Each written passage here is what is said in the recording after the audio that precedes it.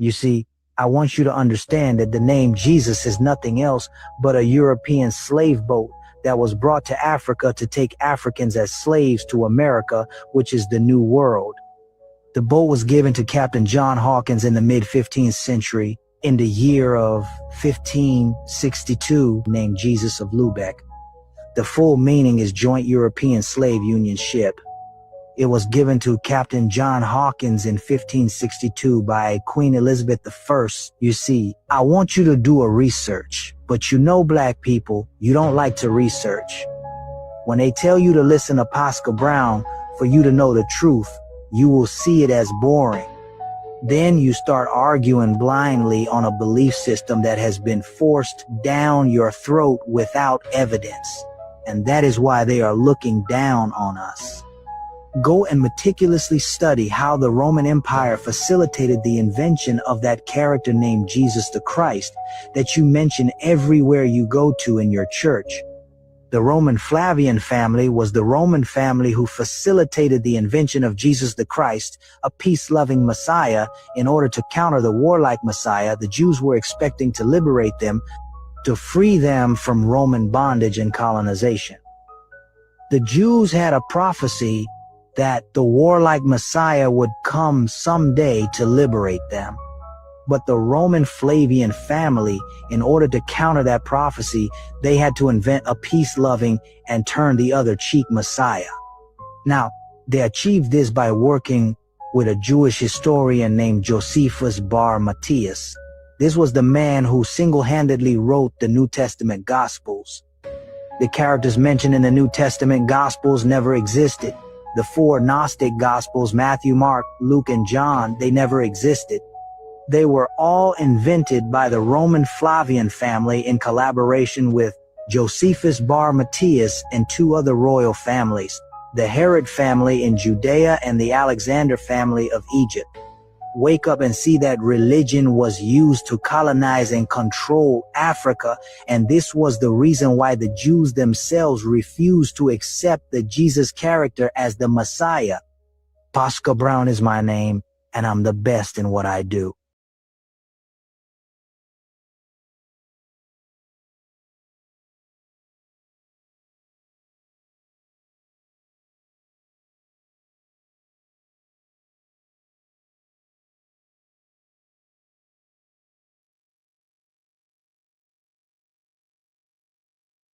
Get back into Africa where they have lost. The United States of America is trying to get back into Africa where they have lost some level of credibility. But before we talk about that, do you realize that one of the best ways to control somebody is to make them believe that they need you more than you need them? You know that, eh? Sometimes you have workers, servicemen, people that function in your organization. You need to make them feel like they're actually very lucky to be working in this organization than anything else. If you don't do that, you lose your power over them. Is this something we're seeing happening with the United States of America and other African countries? Well, let's find out about this. U.S. has dispersed an American diplomat, high-level diplomats to Mali. Here's Mali. See on the map? It's a beautiful place, lovely people. They've sent a high-level diplomat to go and negotiate, talk to the Malians. This is very crazy. Why is it crazy? Because they made these very people feel like they were not important at all. But now they're back. I speak for the Trump administration. I have come to discuss with the government of Mali. I have come to respect Mali's sovereignty. As I said, I have come to discuss issues such as the fight against terrorism and the country's economic development. And I am also here to correct the mistakes of the former Biden administration. A senior American diplomat has visited Bamako from Washington. He met with the foreign minister of Mali, this man right here, Abdoulaye Diop. Very smart. So the senior American diplomat's name is Nick Checker, this man. Well, Nick Checker doesn't even sound like a real person's name, right? Do you agree with me? Nick Checker. Sounds like a name pulled out of a book, of a CIA book. The man's name is James Butler. Let's just call him Nick Checker. Anyway, now they met and had a discussion. And as you know, Mali, Burkina Faso, and Niger, as you see on the map, are not very good friends with the West. They don't like the West anymore. And they are perceived by the West as non-democratic countries because they haven't had elections in a long time. Okay, now, America, we know, doesn't like countries that are not democratic. Why are they over there? Interesting. This is what this man said. His name is Massad Boulos. October 2025, Massad Boulos, U.S. President Senior Advisor on Arab and African Affairs, told Le Monde that democracy was appreciated, but no longer a condition for engagement. Democracy was appreciated, but no longer a condition for engagement. So we clearly see that the United States of America is changing its stance towards countries they perceive as undemocratic. Is that because they love the people, or is that because they feel like the influence of the US is being subsided by countries that don't actually pay attention to democracy? Nick Checkers is the head of U.S. Department Bureau in African Affairs. He acts as a top advisor shaping U.S. policy toward African nations, including Mali. So these are some of the advisors of Donald Trump, specializing in certain areas in the world. You know, presidents have advisors, you know, in every region of the world. These people are supposed to be specialists of the region. They understand the attitude, they understand the tradition. Actually, they learn a lot about the traditions before they become expert about this place. Now, this person has come to Mali to have a discussion. Why is he in Mali? Well, according to reports, he's in Mali to rebuild diplomatic ties, which has been broken since Mali 2021 coup. There was a coup d'etat in Mali. The diplomatic relation between Mali and the United States of America was broken. Why was it broken? It was broken because Mali expelled French soldiers that used to be stationed there. So France, you see, the country used to colonize Mali, Burkina Faso, and Niger for a long time. And they had a very strong influence over these countries. Now, Mali was battling against jihadists. Well, where did the jihadists came from? From Libya. You see on the map, this is Libya. The jihadists came from Libya. How did they get there? Well, the West brought them to fight against Gaddafi. This man right here. We're going to talk about Gaddafi on the next video. So the West brought these guys, sponsored them to fight Gaddafi because they didn't like Gaddafi's ideas. Then after they overthrew Gaddafi, the very same people they brought to change things in Libya brought mayhem in the region. So the entire region now ran with jihadists. Anyway, let's get back on track. Now, Mali expelled French soldiers. Why were the French soldiers there? They were there to fight these very jihadists they had brought before. Mali then brought in the Russians and Wagner, and the US wasn't happy about that. What did the US do? So the US halted all aid they provided to Mali. So Mali used to get about $200 million a year in aid coming from the US. The United States of America stops military training to the Malians. They used to provide training, sending Green Berets, some of the best special force in America, to Mali to go train. The US stopped all military financing. They stopped sending money for humanitarian security assistance. They stopped all joint exercises, and they stopped intelligence sharing. Now, after doing that, the Malians say, you know what? Thank you very much. You can piss off too. How about that? How about that? You are nothing special. It's fine. Okay, they didn't say that. They didn't really say that, but they meant that. Trump came into power, things degraded further. The US ordered embassy personnel to leave. Okay, because, you know, we got to make you feel like you need that more than we need you. So they say, you know what? We're not going to close the embassy, but we're going to ask our personnel to leave. US recently ordered non-essential embassy staff to leave due to security concern in Mali. So you see Mali here, you can see, as you can see, they are enclaved country. They're in the continent. They don't have any border to the sea. So it's very difficult for them to do export and import. And Mali's been struggling with fuel. Why? Because jihadists sponsored by France, according to Malians, are now targeting all the routes that transport fuel in the country. So if you can't beat them with guns, you can beat them by attacking the tanks that transport fuel. Everybody needs fuel, right? I mean, you call it gas in America. Everybody needs gas. You need gas for food, gas for everything. I mean, if the price of gas goes high, what happens? society collapse. Why society collapse? Because the price of everything goes high. If gas is rare or oil or petrol is rare, everything becomes very expensive. Now, how were they going to go about this? Let's just attack the tankers. How about that? That was the strategy they came up with. And America said one of the reasons why they asked non-essential staff to leave the Malian American embassies because of lack of fuel and because of the junta's alignment with Russia. Obviously, I mean, America says, we're not going to provide you with aid anymore. The money we used to send you, we're not going to give you anymore. The training, we're not going to give you anymore. We're not going to share intelligence with you anymore. Why? Because you've kicked out our cousins' friends. I mean, are you going to sit there waiting for them to feel sorry for you? Or are you going to find an alternative? Obviously, the Malians have found an alternative in Russia. Russia sent troops, sent intelligence service, sent training and funding. So America goes like, you know what? Because you turn to the Russian now, we are going forever. Well, that didn't last very long. Since then, there'll be very reduced diplomatic cooperation. Why? Because, I mean, the staff is reduced. When the staff is reduced, you have issues with visas.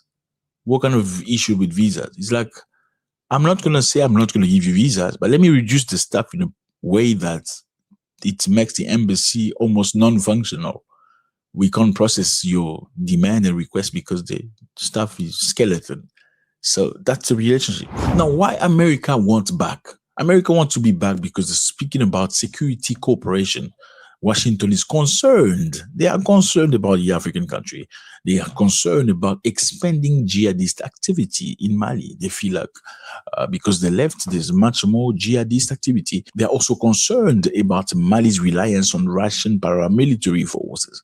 The relationship again between Mali and Russia. So we got to make you feel like you need us more than we need you so you can be dependent. And also, we must make sure that you don't discover that you can actually do it by yourself, because then we've lost you forever.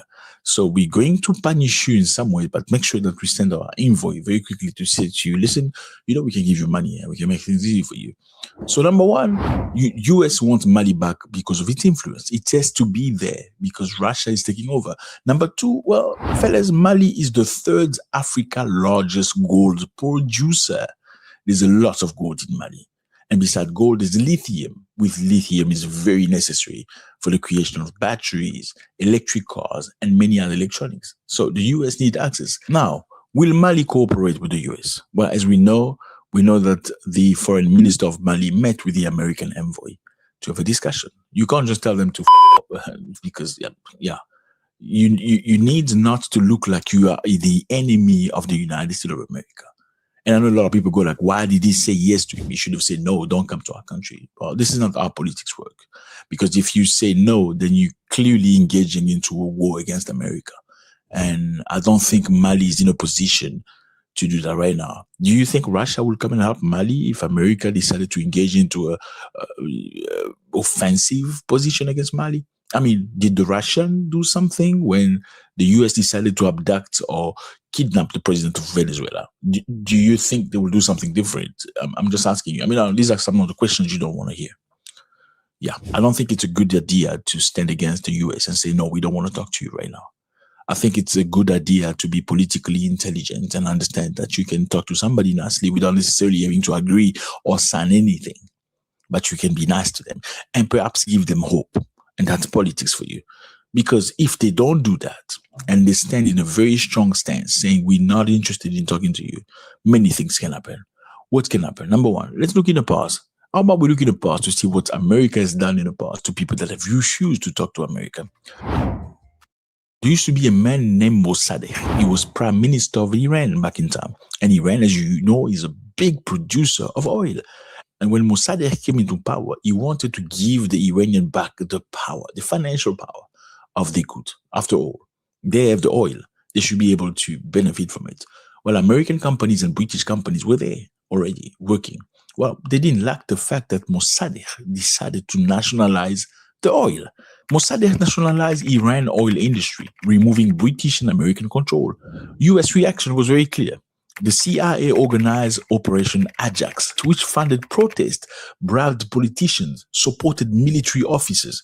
The outcome was very clear, fellas. Mossadegh was overthrown and the Shah was restored to power. So this Mossadegh guy that wanted good things for Iran was taken off. Why? Because he didn't want to cooperate with the United States of America.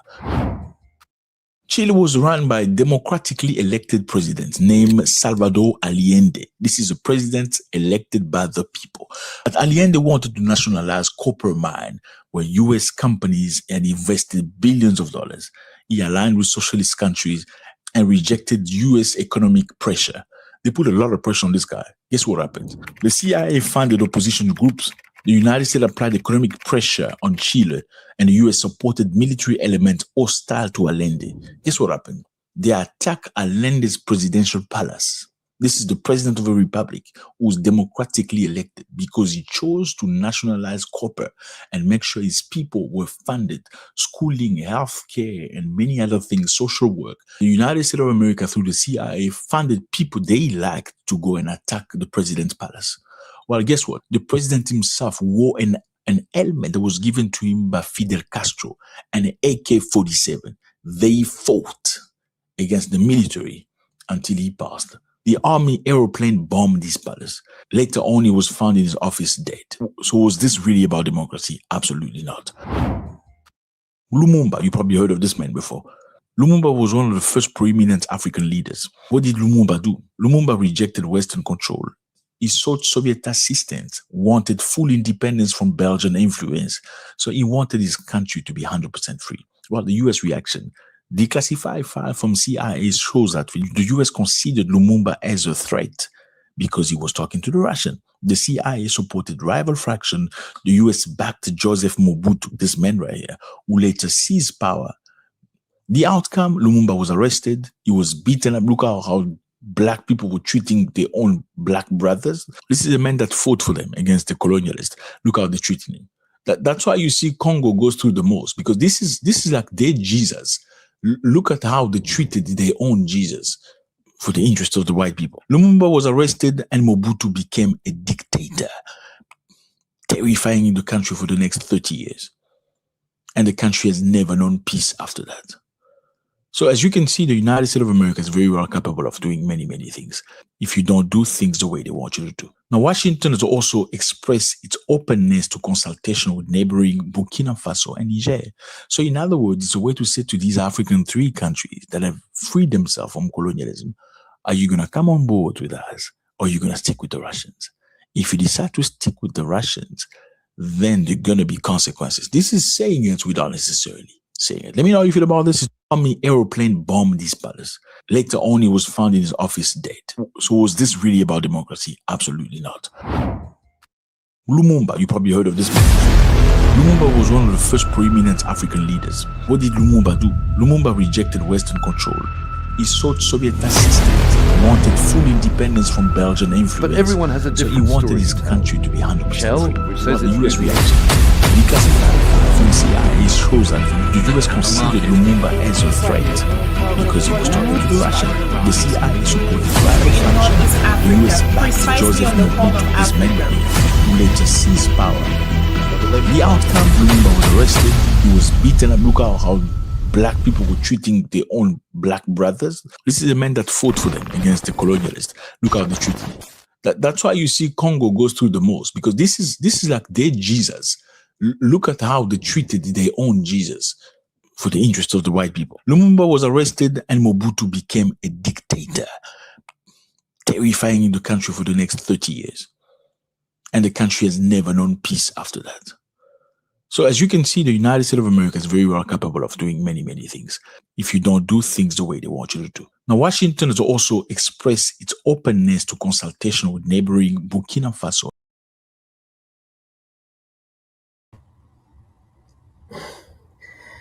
All right.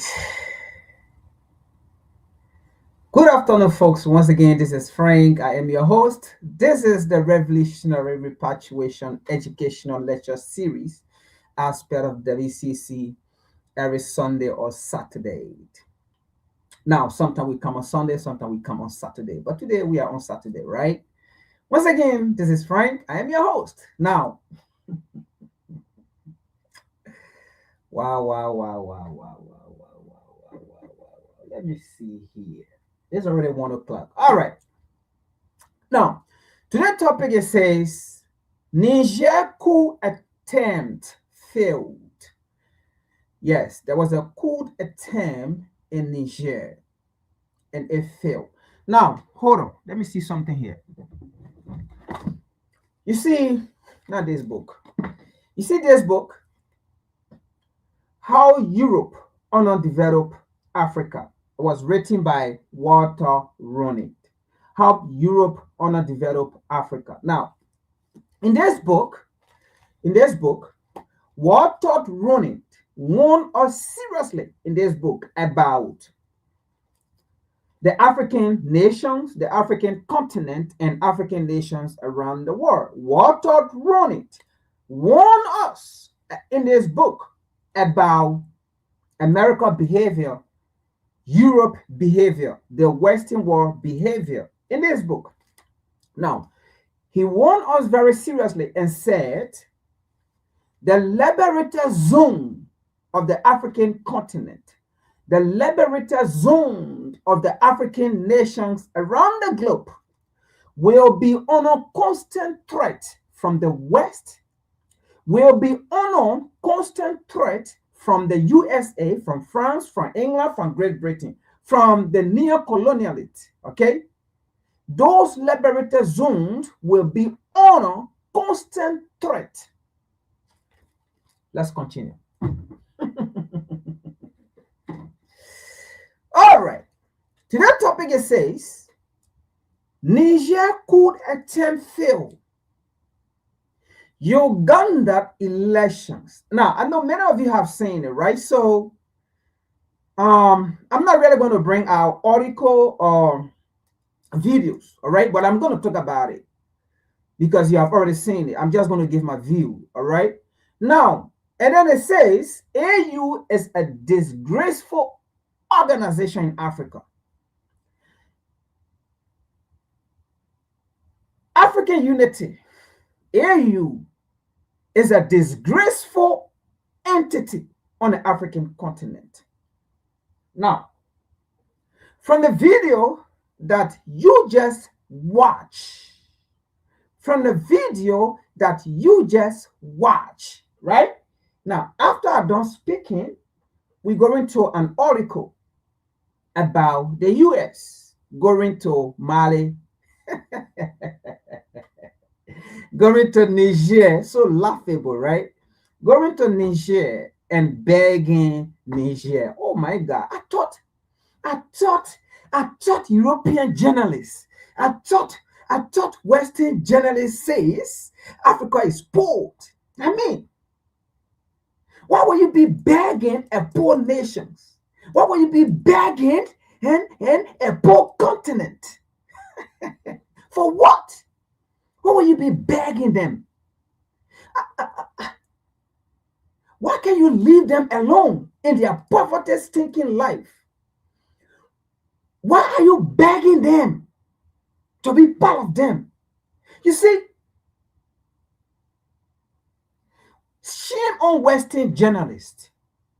Shame on BBC, ABC, CNN, all of them. Shame on them. And shame on the Africans reporters who report according to how Western media want them to report about Africa. The truth is, let us be frank here. You see what Mali, Niger, and Burkina Faso have done? That is why most of those corrupt African leaders are against the Sahel nations. Because those African leaders are corrupt. You see, shame on democracy in Africa. I said it here before, it's going to come a time we're going to have no time for democracy. Democracy is the biggest enemy to Africa. Democracy is the biggest enemy to Africa. Now, name me one African nation that is of democracy that have a natural reserve of its resources. Name me one democratic nation in Africa that have a reserve of its own natural resources in its cover. Name me one democracy in Africa. Niger is not a democracy, but now Niger has a reserve of uranium in Niger. Burkina Faso, it is not a democracy nation, but Burkina Faso has a reserve of gold in her nation. Oh my God. Should I continue preaching? Should I continue?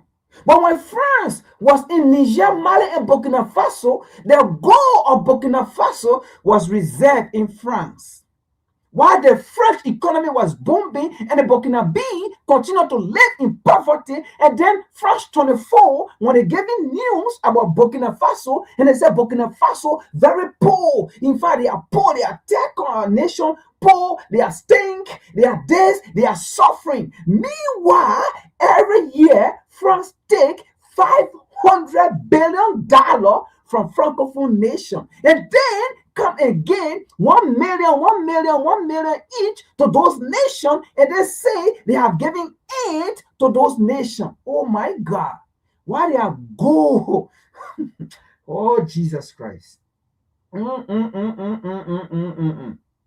France will come back and say Niger is poor, no light, no this. In fact, they are stink, they are poor, the nation is poor, the government is corrupt.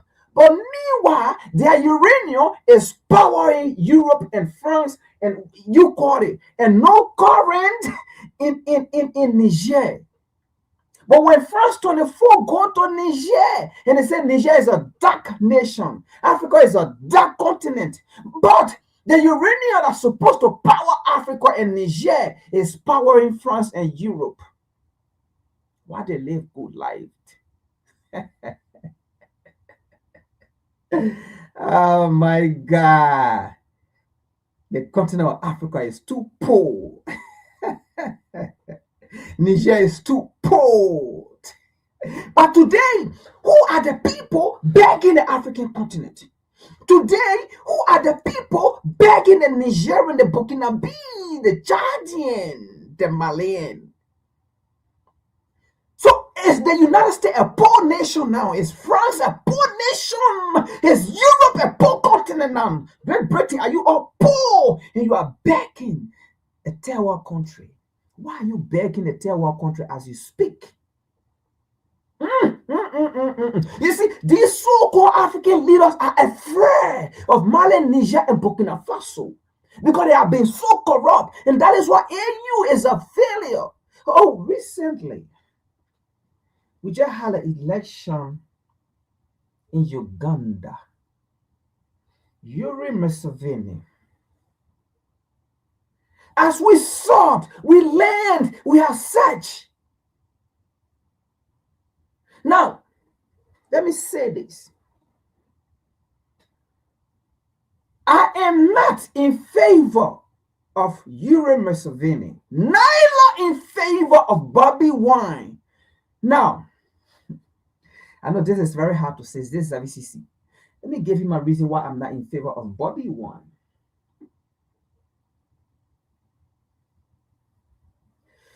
You see, Bobby Wine pretend to be a Pan-Africanist, but you cannot be a Pan-Africanist and then commit to the same people who cause your calamity. And what Bobby Wine don't understand here is, the truth is, the US is behind Yuri Museveni. Europe, they are still supporting Yuri Museveni. He don't know. Now, this Uganda president, Museveni, may be saying some things and you feel that, oh, yeah, he's saying the right thing. He's putting it in the US face. He's putting it in Europe face. No way. You know, that's the technique of this. Look, they have come, this African leader, along with their slave master, have come to realize that they have to change. If you speak, acting like you are speaking, you know, or of the ill in society that the US is doing to the African continent and to African nation, or Europe is doing to the African continent and to African nations, then the African people will love you or like you. That had been going on until then the Sahel nation came. and say, no, it's not just about pointing finger to the US. It's not just about pointing finger to Europe. But equally so, it's about we African leaders that represent the continent, that represent our individual so-called colonial nation. It is about we doing the right thing as to what we speak. Speak what you practice or practice what you speak. Whatsoever, you may change it. So these three kings, Mali, Niger, and Burkina Faso, those three nations, they have come to change the narrative. They have come to change it. It's not just about talking, hey, the US, hey, Europe, all this. No, but equally so, if the US make decision against Mali, Niger, Burkina Faso, we do the same thing. But you see, most of these so-called African nations in the AU who are against Mali, Niger, and Burkina Faso, those are leaders that don't want to change. Those are leaders that have failed. Those are leaders that don't have the guts. Those are leaders who are slaves on the African continent, serving as African leaders or president. They are all slaves. You see, there was an election here in Uganda. As we saw,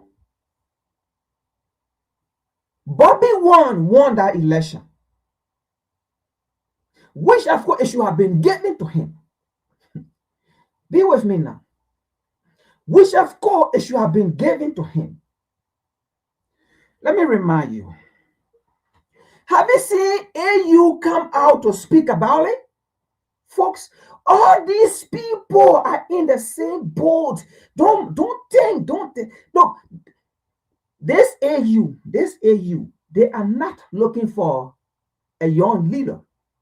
They are looking for their peer to be in power. This AU. AU is a disgraceful organization, supported by the West, funded by the West, and working for the West. Now, when Tanzanian female president, vividly as we saw, she lost that election, but she came back and took power. What AU did? AU sent a congratulation message. AU did not say we have to go in to investigate. No, they all work together. They work together. Now, let's go to Guinea-Bissau. When Guinea-Bissau did the same thing, the GCAU, to the extent we saw Jonathan Goodluck, the former president of Nigeria, that was also removed by propaganda of Washington, D.C. And when they put Buhari in, you know, the last time I told you people, Nigeria does not have an army because Buhari sold the security personnel to the United States. Go do your research. I think we talked about it here before, and we read it. As we speak, last week, Trump just sent troops in Nigeria.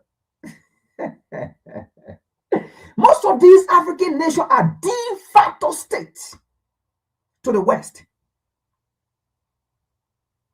I lose my respect about Nigeria being a superpower in Africa or West Africa. I lose that respect.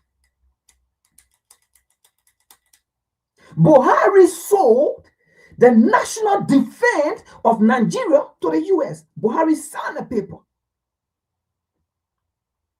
But we're not here for that today. And the reason why Buhari did it, you know, it came a time when a war was in Liberia. The United States was training Nigerians. Oh my God, look. When you study, reading is very good and studying is very good. While that war was going on in Liberia, that war was not a civil war. It was an international battle fought in Liberia. And the secret, Washington, D.C. was heavily funding the Nigerian army. That's how during that time period, Nigeria became so powerful, and we say, oh, Nigeria is a superpower in Africa. Washington, D.C. was funding the Nigerian military, funding them heavily. Because at that time, they control AU. And at that time, Washington, D.C. have bought AU and won AU never to step in Liberia for peacekeeping mission. And it warned AU that when we ready, we will send you there in Liberia to go for peacekeeping mission. AU did not step there. So there was funding at that time, the Nigerian army, and training the Nigerian army that when we ready for you to go to Liberia for peace, then we will send you there. Oh my God. Liberian went to research. I mean, this came in because you have to come in, but that's not what we're here today. Go and do research about your own country and see what went on over there. The United States, yeah, Washington, D.C., yes, my face is here. Washington, D.C. told AU not to step in Liberia for peacekeeping. When they're ready, they will send peacekeeping force. And that's how they was training the Nigerian army. Because that was the agreement. Because at that time, Nigeria controlled the AU. That was the agreement. Do not step there. And they pumped billions of dollars to Nigeria because of that.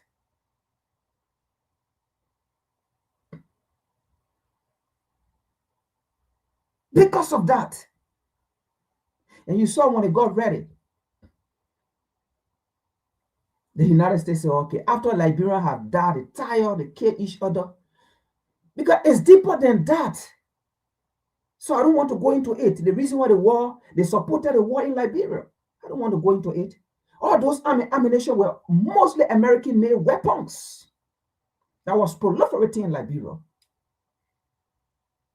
What am I saying this? We are being played every day by the powerhouse. Every day we are being played. Once these people are not getting their will, they will come in and do any kind of things.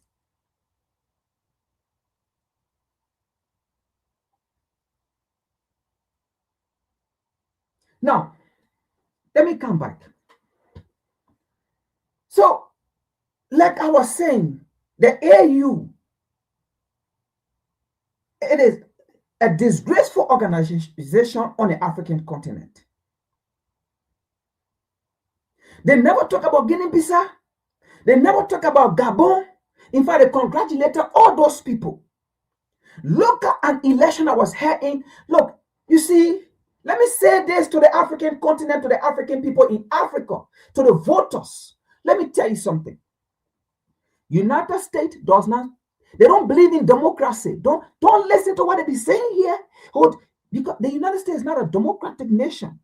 If you don't know that, it is not. Europe does not believe in democracy. They have their queen, they have their monarch, whatsoever. You think they believe in democracy, those things? It is a weapon used against you. It is a weapon used against you. Democracy. It doesn't exist. Nobody gave you democracy. If the US believe in democracy, why would the CIA go against Kwame Nkrumah? Because he believed in democracy. Why did they work with him? But today, we can see the United States working with Pombia. Today, we can see the United States working with Farouk. These are people that have been in power for over 50 years. In Togo, those are not democracy, but these people believe in those people. Why did the US go against Patrick Lumumba? DRC Congo, a democratic leader. In fact, once you look at the history of Africa, leaders that have been assassinated directly or indirectly in Africa, they were all democrats who believe in democracy. But the West did not believe in them. And then you stay sitting for the US to come and tell you about democracy? Europe to come and tell you about democracy? Why can you ask them, if you believe in democracy, preaching democracy to us, why did you plot the removal of Nkrumah for assassination attempt, if not he was even going to be killed? Why did you kill Patrick Lumumba? Why did you kill Amilcar Cabral? Why did you kill Thomas Sankara? Because those people believe in democracy. And you did not work with them. African people, why are we so blind to the extent that we can see the reality? Why are we so blind? The three best leader on the African continent as we speak, Abraham Traore, Tihani, and Assimi Goïta. Those are the three best African leaders on the African continent. Because those people, the truth here is, like I was saying, there is no African nations that you will go to and you see that African nation have reserve of its own resources stored. It only happened in Niger, Mali, and Burkina Faso. That is a true leadership. That is a true government. Now, do you know why the U.S. is going to Mali? Now, let me say this. Let me say this before we even come to the article. The article that I'm about to show you. Let me say this before we come to the article. You see, these African leaders, they are all stupid, dumb, and puppeteers. How can Washington, D.C. make you to hate your own African brothers and sisters who are doing the right thing?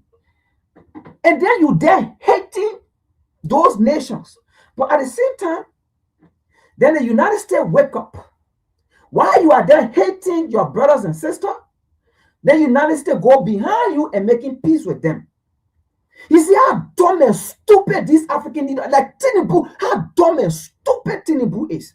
Tinubu, Washington, D.C. is making you to establish enemyship with Mali, Niger, and Burkina Faso. Then at the same time, Washington, D.C. is going behind you, Tinubu, going to Mali, Niger, and Burkina Faso, making peace with them. You see the stupidity with African leaders, the stupidity with we Africans. We are so dumb and stupid. Why would someone be making me an enemy to my brother? Then at the same time, then that person pass behind me, going to my brother, making peace with that person. Then putting us together. You see the stupidity? And then at the same time, then we Africans will sit and say, our ancestor, our forefather didn't fight for us. Our forefather did not do the right thing. When in this current time, at least, maybe at least our forefather did not understand Europe or the Western world at that time, the white man mentality at that time. They did not. But in this current time, now we understand. We read their mind, we see it. But yet they still we continue to make the same mistake. Then we will come back here and say our forefather did not protect us. Our forefather betrayed, our forefather lied. When we are betraying ourselves in this current time. And then when you die, you become part of your forefather. You see? Africa, France is making you an enemy to your brother. But at the same time, they are going behind you, trying to make peace with those people. Are you getting it? Benin, Togo, these people putting your local heads together. But at the same time, Europe is going behind you people making peace. African Unity, AU, they see you as Washington, D.C. and Europe. Made you to go against Mali, Niger, and Burkina Faso and put sanction on them.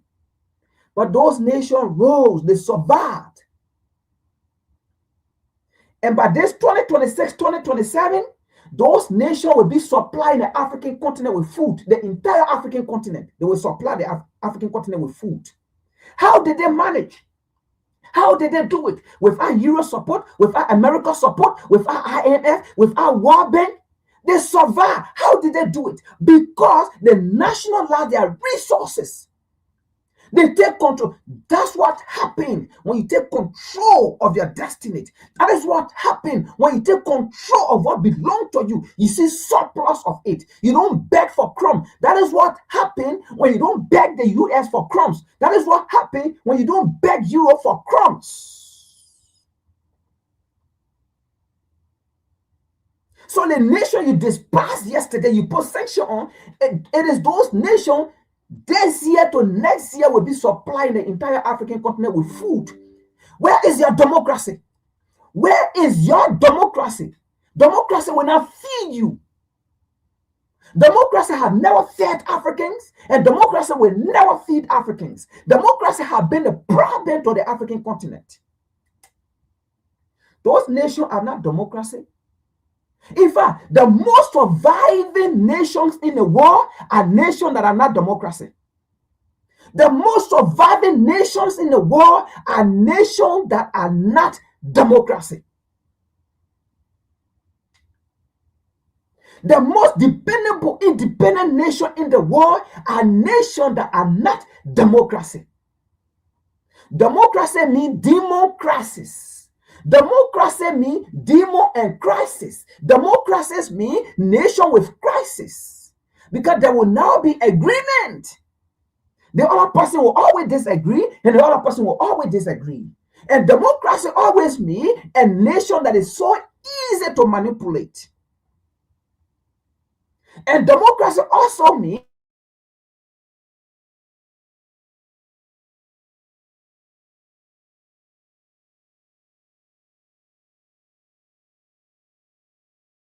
a nation.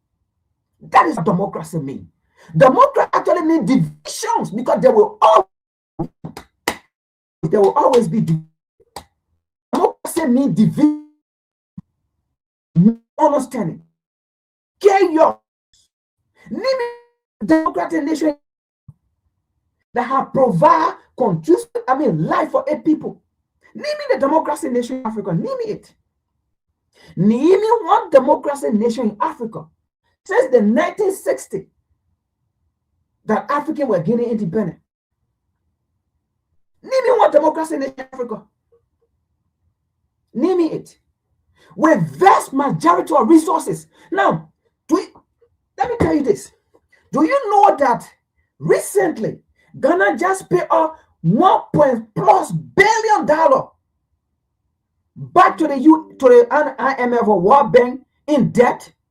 Why Ghana did that? Because the new president of Ghana is following the same model as Mali, Niger, and Burkina Faso, naturalizing their resources. Ghana pay back. These are the things that happen. Taking control of your own resources, your gold, your minerals. But let's look at this article. Let's look at this article. I know I have talked for long. Let's look at this article.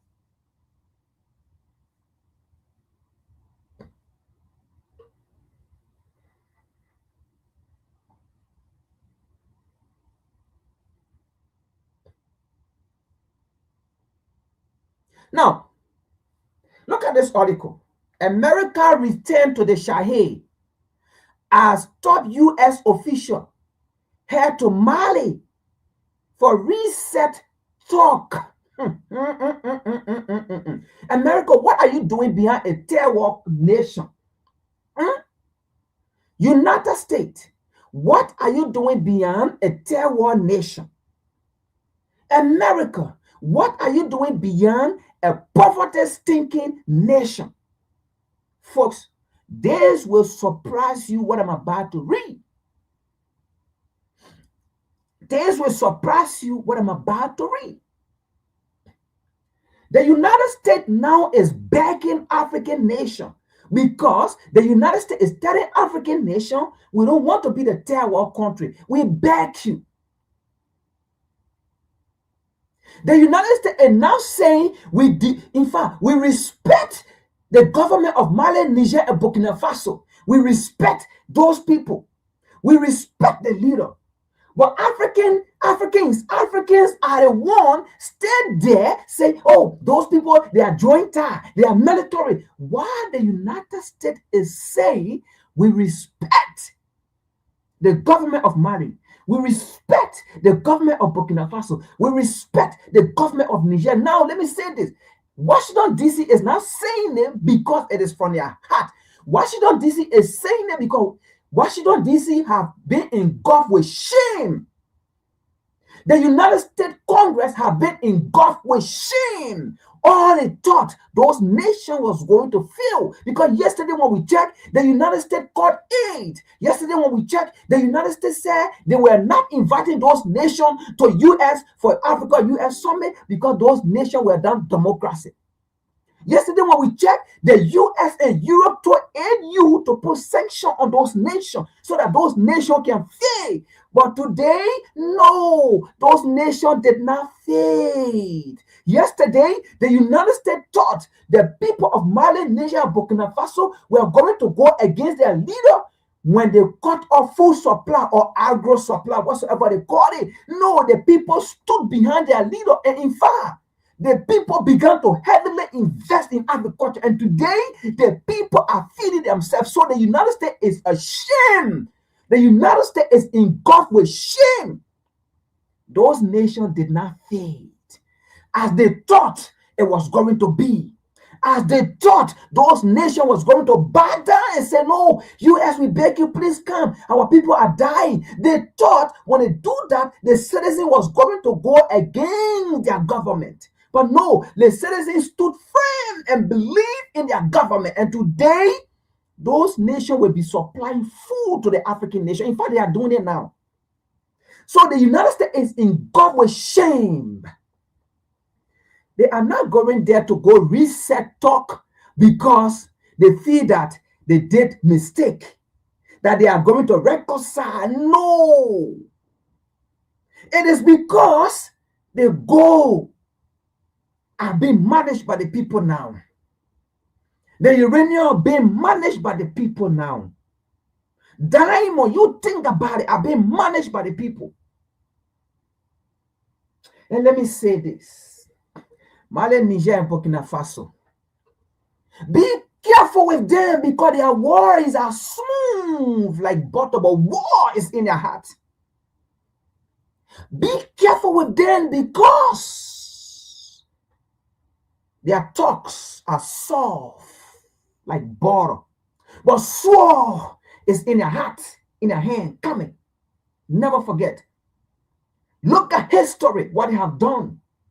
They are so crafted. They will come with peace talk. You saw what Obama did to Gaddafi. After Gaddafi fed that, oh, my black brother have become president. Because Hillary Clinton told us they were behind Gaddafi for over 30 years. They never got him. But when Obama came, Obama went to Gaddafi, and Gaddafi turned over his nuclear power, his nuclear weapon. And by the time he turned over his nuclear weapon, what happened? Boom! They went and got Gaddafi. Be careful with them. We're not saying don't run your government. We are not saying don't invite anybody or don't accept invitation. No, let them come. Let them come and tell them we are good. Let them come, honor their invitation. But when they come, tell them we are good. Tell them this is what we want, this is what it is. Tell them, no, let me say this. United States, leave Mali, Niger, Burkina Faso alone. The truth is, you see, we Africans, let me say this. We will not say we are not giving uranium, gold, diamond to the US or to Europe. No, we will. We will. We will give you aid. But you see, when we are giving you aid, we will not come to Europe and to America and come take picture of nasty places and then put it on internet and say America is nasty, America is a terror country, America is there, Europe is there. We will not do that like how you do it with your media. And we will not come and publish it, oh, we gave 5 million to US in aid. We gave 5 million to Europe in aid. We will not do that. We will give it to you. So leave them alone.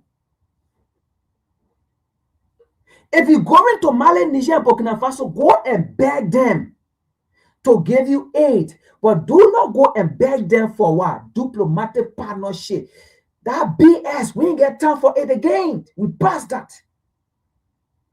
Now you are shame. Shame have engulfed you. Now you are going to say we want to reset. Reset what?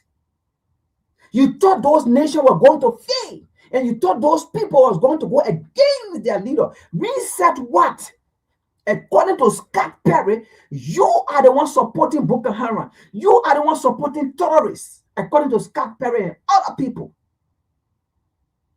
How can you be supporting Boko Haram and terrorists and then coming back? Let's read this article, folks. Let's read this article. Let's read this article.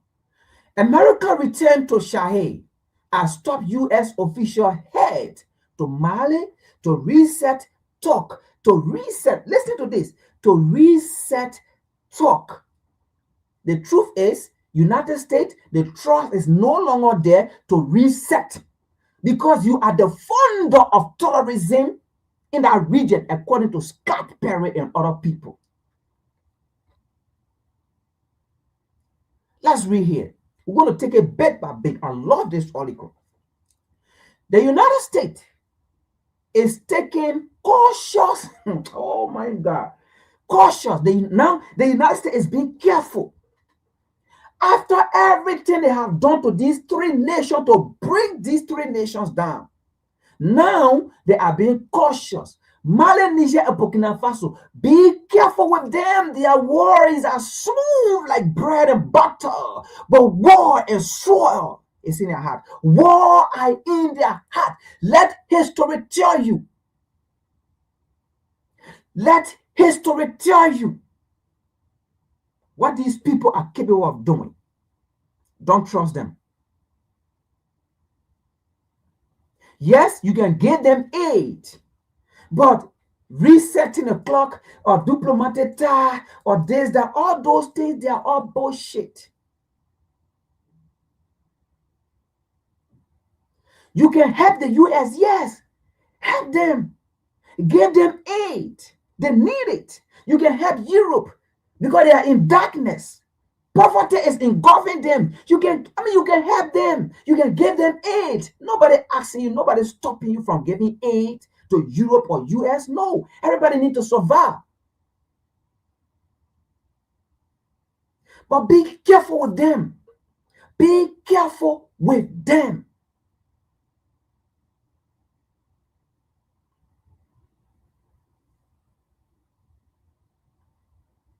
The United States is taking cautious steps to re-engage Mali military-led government. No, first of all, they are not military. These are revolutionary leaders who fought for independence and who are fighting for independence, who are fighting to take what belongs to them. So you can call it military, junta, whatsoever, but the people of the African continent, the people in that region, in those regions, those people see them as government for the people. So you can carry a narrative, military, junta, whatsoever. That's your business. But we see them as leader for the people.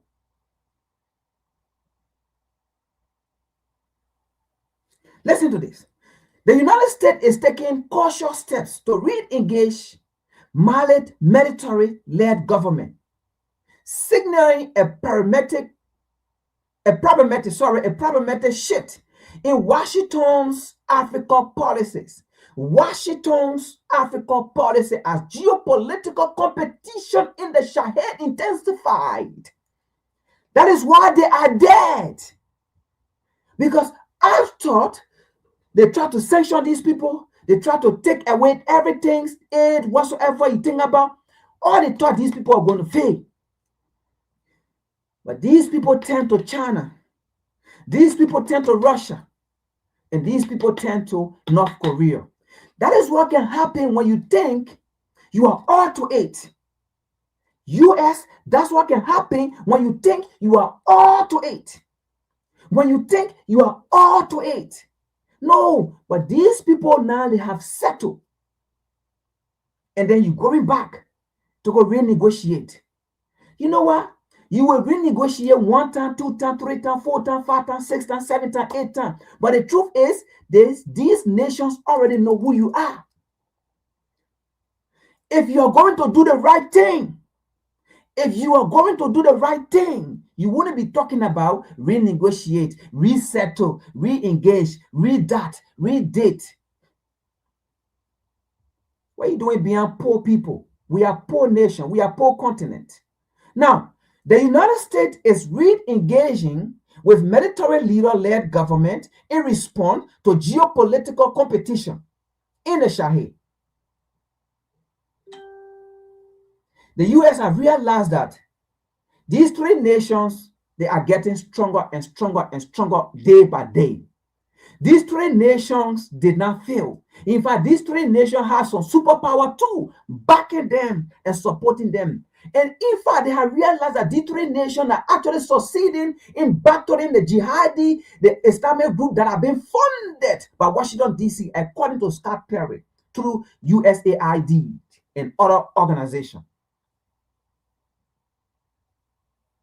The U.S. Bureau of African Affairs or African Affairs expressed intention of diplomatic re-collaboration, emphasizing respect for Mali's sovereignty.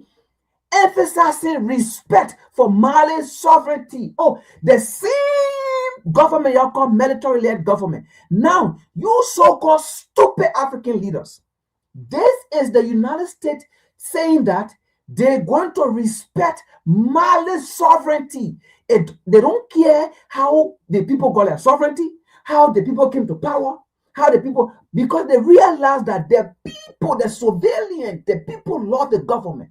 Now, the United States is saying they respect Mali's sovereignty, Burkina Faso's sovereignty, Niger's sovereignty.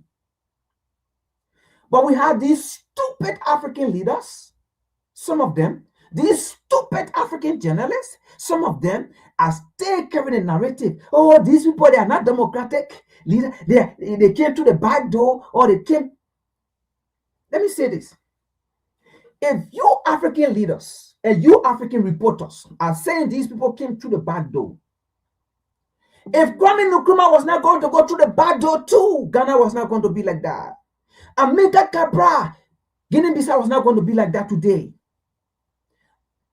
I'm a secretary, those people, Thomas Sankara, Patrick, all of those people, they fought. If Nelson Mandela was not going to fight too the same way, even though he did not come through military, because all of them fought in different ways. The African continent was never going to experience what we are experiencing today. We are still going to be in captivity, even though we are still in captivity.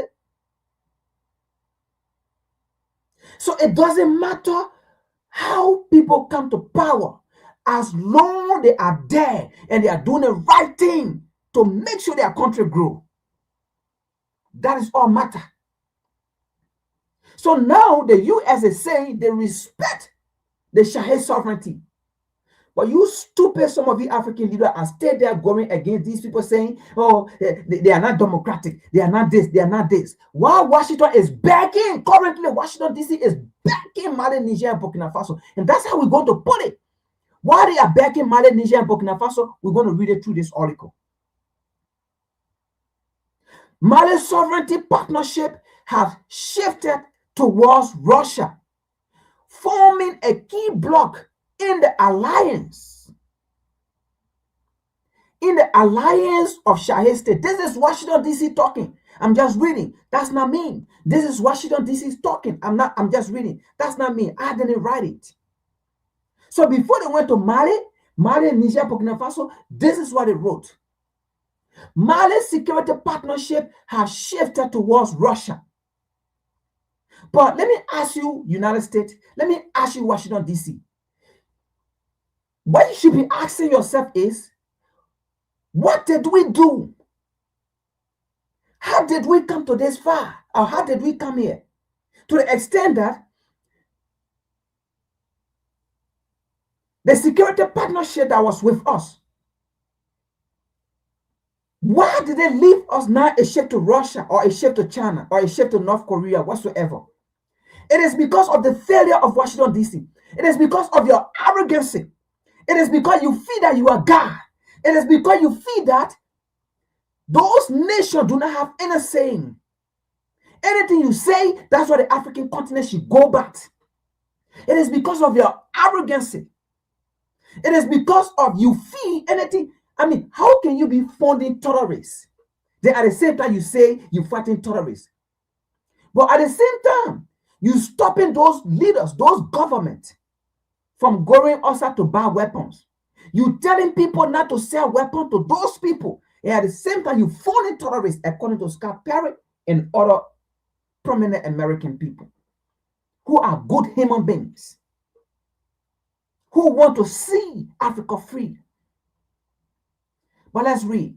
The U.S. strategic re-engagement is driven by Mali critical mineral. Listen to this. The United States is begging Africa. The U.S. strategic re-engagement is driven by Mali critical mineral resources and its significant role in global supply chain. Oh, I thought they said Africa is poor. I thought they said these nations, African nations, are poor. But now, the US, Europe, they are all begging Africa for aid. Let's continue here. This article is very sweet. We will break it down. Let's read here.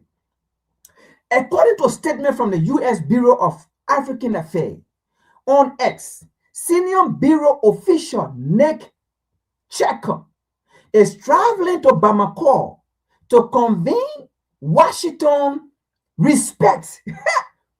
To convene Washington respect for Mali's sovereignty. Wow. Let me say this. Mali, don't believe these people. Don't believe them. Don't believe them. You know why you shouldn't believe them? If they were speaking from their heart, what they wrote here, they was going to work with Nkrumah.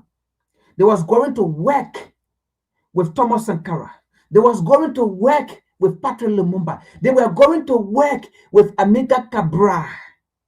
They were going to work with Gaddafi for the plan Gaddafi had for Africa. They were going to work with these people. But they did not. They did not. What these people want is they want to come and settle. When they settle, they're done with you. So money, boom, they will take you off.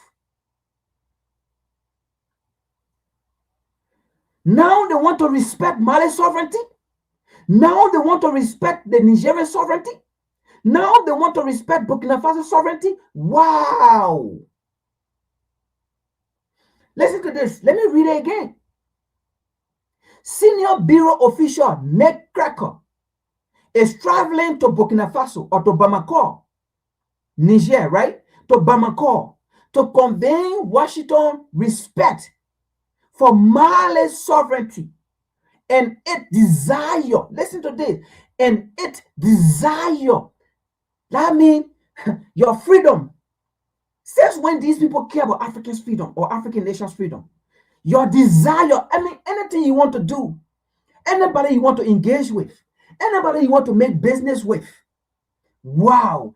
And a desire to chart a new course in the bilateral relationship after past policy misstep. I didn't put it there.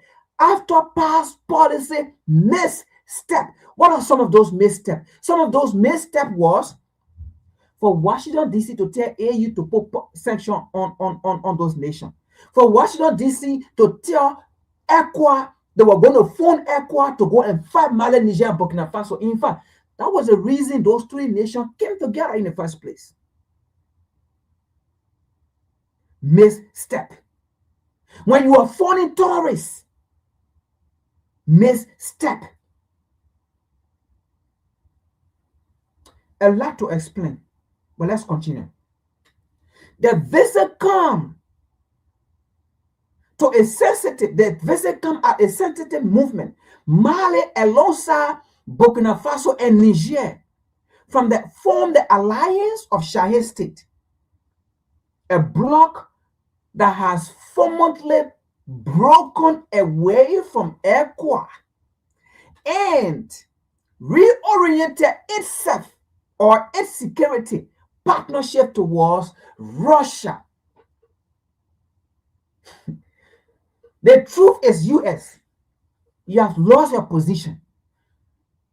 Let me say this. I am not speaking for Mali, Niger, and Burkina Faso. Washington, D.C., you should be blaming yourself. You should be blaming yourself. Let me say this. At this point, this nation will not leave Russia and come back to you. At this point, this nation will not leave Russia and come back to you, because you know what? This nation have tasted peace. They have tasted peace. They have tasted independence. They have tasted what it means to control what belongs to you. They have tasted non-interference.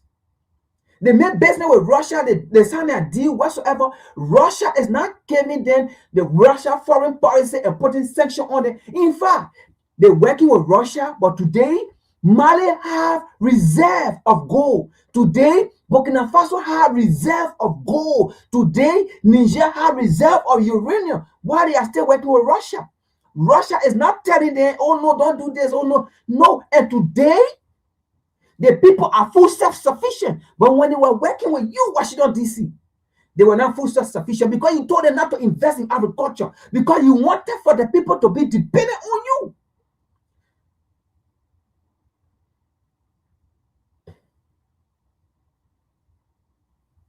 Today, the people control their own factory. But yesterday, no, you said you will bring a factory and you will control everything. The people have tested what it means to stand on their own. You think they will leave that relationship with Russia and come to a relationship that will put them in captivity, that will put them in bondage? And then when they want to say no, then you sanction them? You think so? Let's continue reading here. In fact, what I'm saying here, they themselves said it. I'm just repeating what they said. But let's continue. Senior Bureau official Nick Checker is traveling to Bamako to convey the United States respect for Mali's sovereignty and desire to chart a new course in the bilateral relationship and a more past and move, listen to this, and move past policy misstep. So do you think these people want to come back? When you yourself, you are now saying your policy that you have on the African continent, in those nations, they were dehumanizing.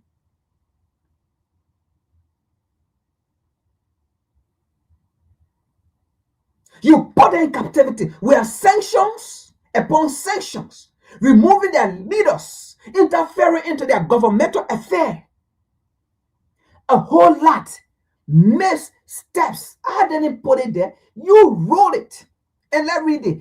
The United States look forward to discussing next step. Yeah. US, we're just reading here, but blame yourself. The ball was in your hand, and you thought you were a guy. Now the ball is no longer in your hand. You are running beyond African, begging African now. Who is a third world country here?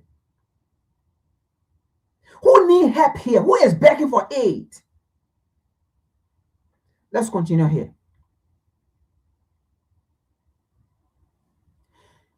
Historically, I didn't read this thing. What I'm reading here, they wrote it before going to the Sahel region. I'm just reading what it said here that they have done to the African continent. They wrote it. I didn't read it. I'm just reading it and trying to explain it better. Let's read. Historically, the United States has maintained, listen to this. Wow. If you were doing the right thing, why would a nation want to leave the US if the US were actually doing the right thing in Africa?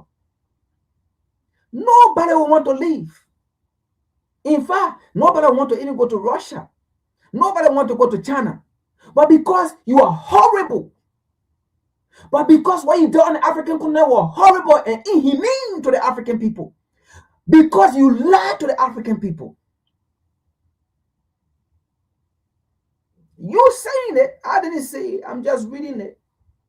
Historically, the United States has maintained a high intelligence military coup. You see? Historically, the United States has maintained a high land against military coup. No. The United States took part in Ghana, Kwame Nkrumah, that was military coup. The United States took part in DRC Congo, Patrice Lumumba, that was coup. The United States took part. Thomas Sankara, Burkina Faso, that was coup. The United States took part. Guinea-Bissau, Amiga Cabral, that was coup. Should we continue to go? The United States took part. Vividly, we saw it. 2011, Libya, Muammar Gaddafi, that was coup. In fact, you win. Oh my God. Eh? Oh, America. America. Don't blame us.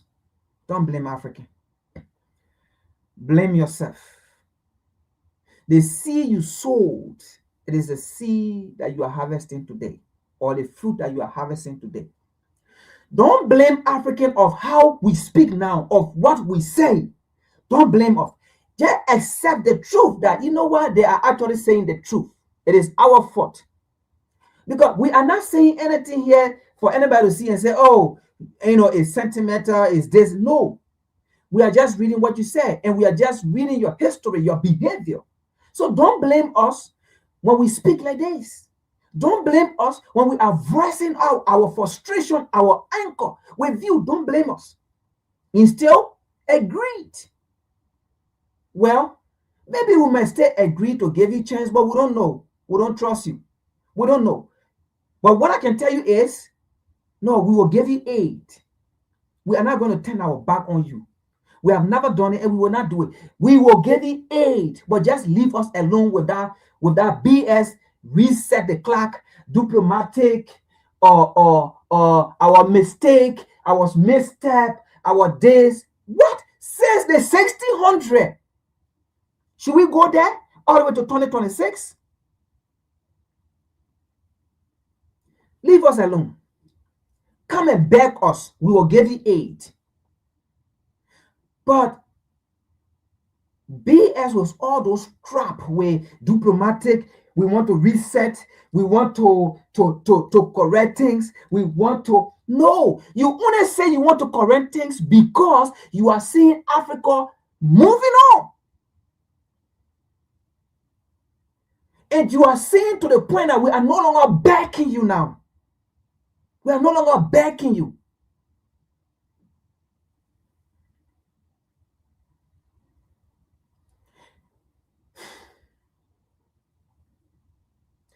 Listen to what the United States have been doing.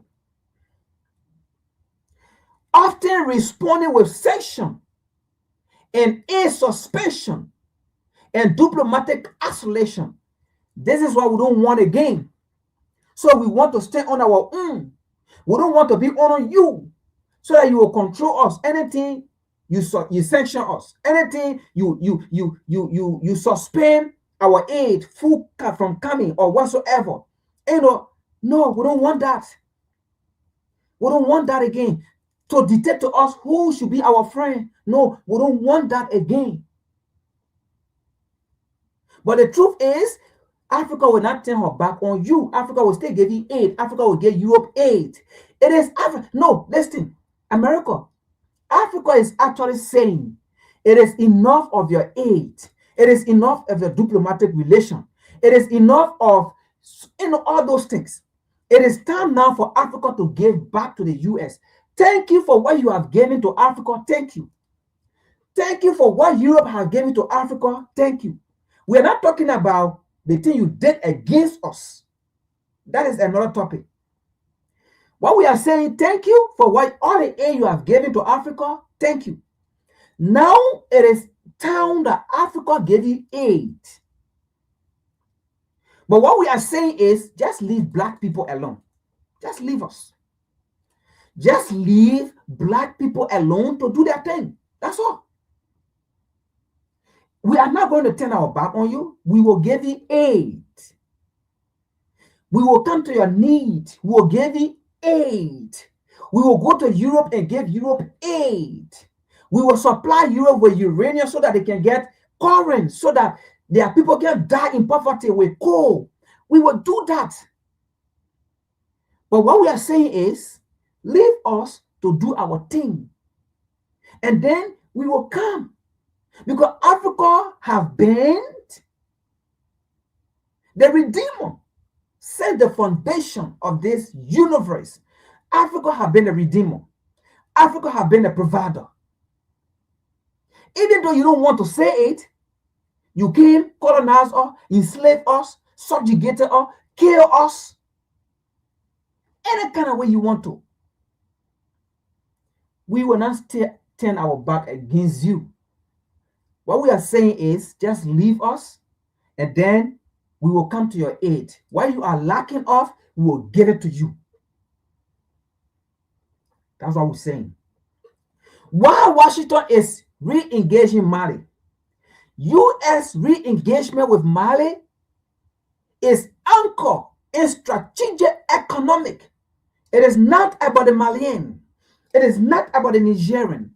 It is not about the Burkinabe. Neither about Africa or the African continent.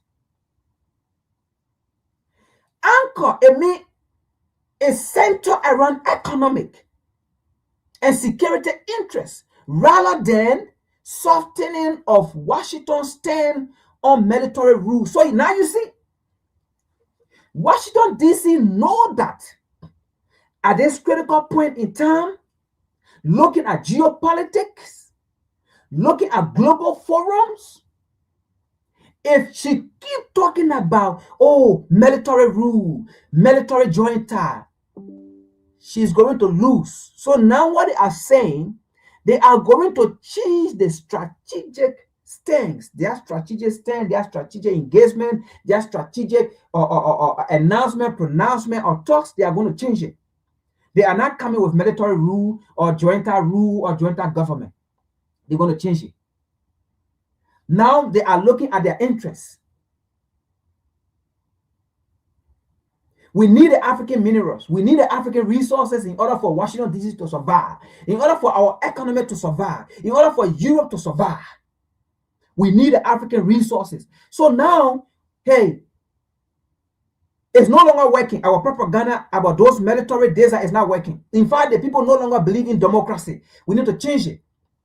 So now you see a strategy around economic and security interests of the US and Europe. Let's read.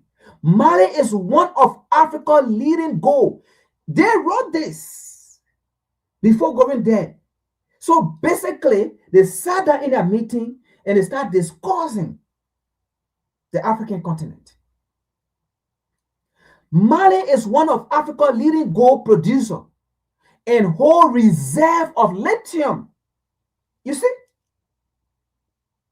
And whole reserve of lithium and uranium. So just in Mali alone, Mali have gold, uranium, lithium, and other resources. Let's read. Mali is one of Africa's leading producer and whole reserve of lithium and uranium, placing it at the center of the global race. Listen to this. Placing Mali at the center of the global race. Now, global race, right? Mali, let's say China, Russia, North Korea too going there now. You have India there, right? They are the race, the global race. Europe and the US or North America. You see it? Placing it at the center of the global race for critical mineral. So you see how these third world countries now going to the African continent, begging the Africans. You see how these third world nations going to the African continent and begging Africans for resources. Mali is one of Africa's leading gold producer and whole reserve of lithium and uranium, placing it at the center of global race for critical minerals. Nigeria.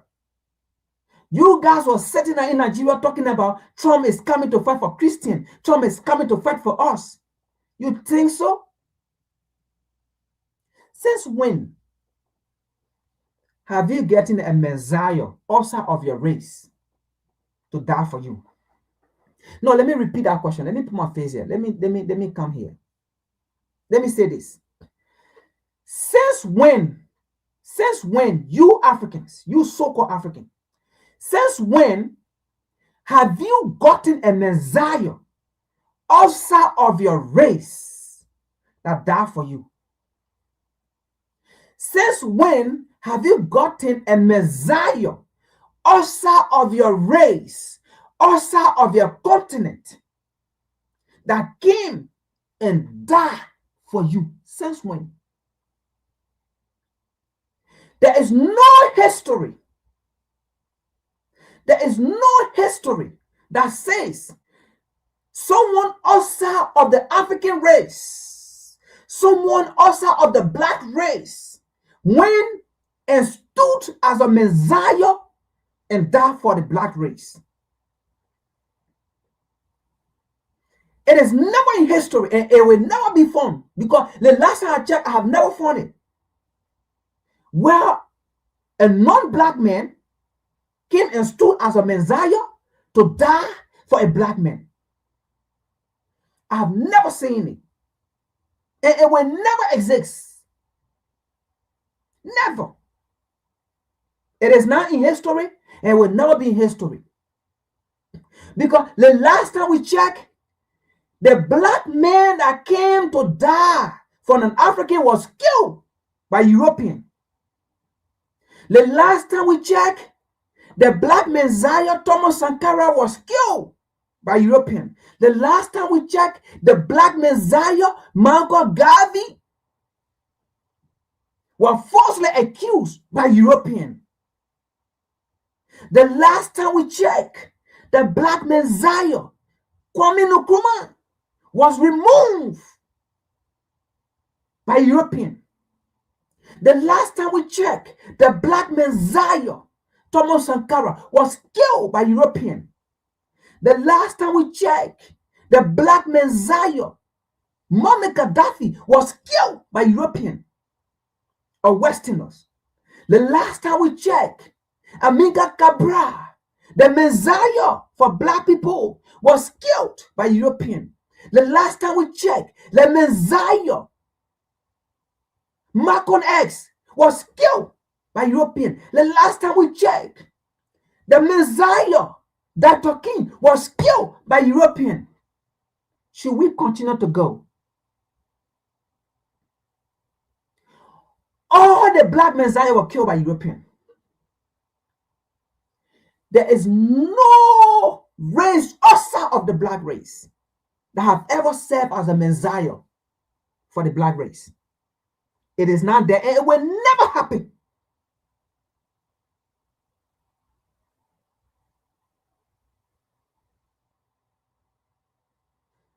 Let's continue. Let's go back to the article. Let's see here. So you so-called Christian in Nigeria, sit down there and say somebody coming fight for you, because American life are not precious, right? European life are not, so they are coming to die for the same people they colonize. They call monkeys. The same people 24/7. They mock. They say they call them Geopolitical. And the people they're coming to die for. The same people they colonize for thousands of years. They enslaved for thousands of years. That the people they're coming to die for. The same people they call 3/5 of a lesser human being. They are dog. Were better than a black man. That the people they're coming to die for. Are you insane?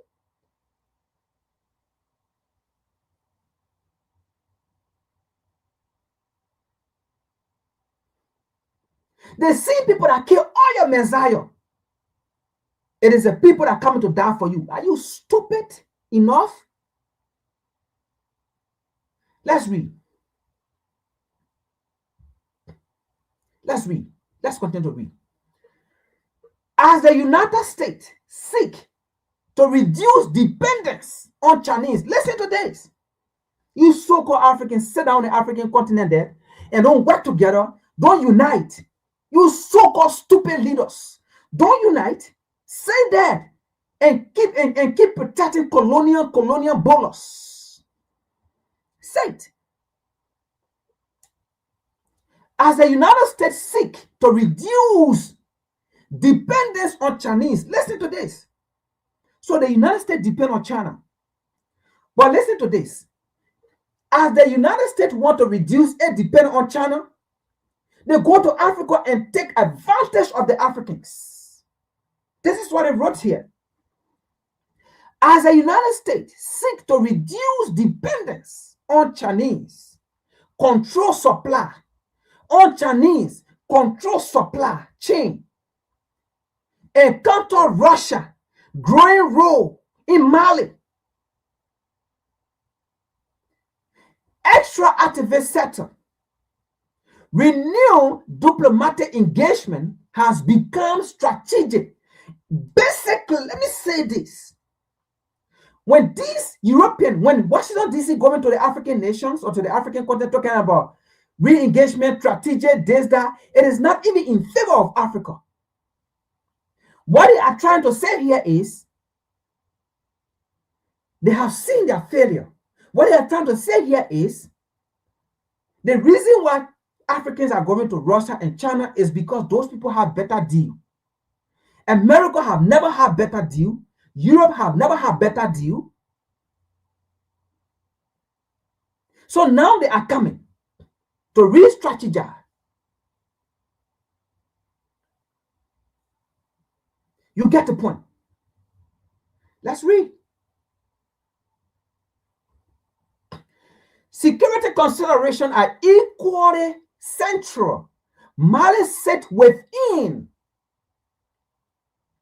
a Sahelian corridor that directly affect U.S. counterterrorism operation across West Africa. Now, I'm going to take this out and bring something because they have said something here, right? The truth here is, it has been reported by even the United States Congress that Washington, D.C. support terrorist activities on the African continent. They didn't want to give terrorism. In fact, wasn't Washington, D.C. that gave ammunition to the Arab Spring to remove Gaddafi in Libya? They funded the Arab Spring. And today, it is that same Arab Spring that have crossed across Mali, Niger, and Burkina Faso, across the African continent. It is that same Arab Spring today that gave birth to Boko Haram and so forth and things. So what are they saying here? Those are the missteps that they are talking about in this article. So why should African people trust you again to renegotiate? Renegotiate what? Leave us alone at this point. We want to keep going forward, like Nkrumah said. Forward ever, backward never. We don't want to come back again. Washington, D.C., leave Africa alone. We are going to give you aid for that. We're not going to turn our back. We will give you aid. Yes, we will give you aid.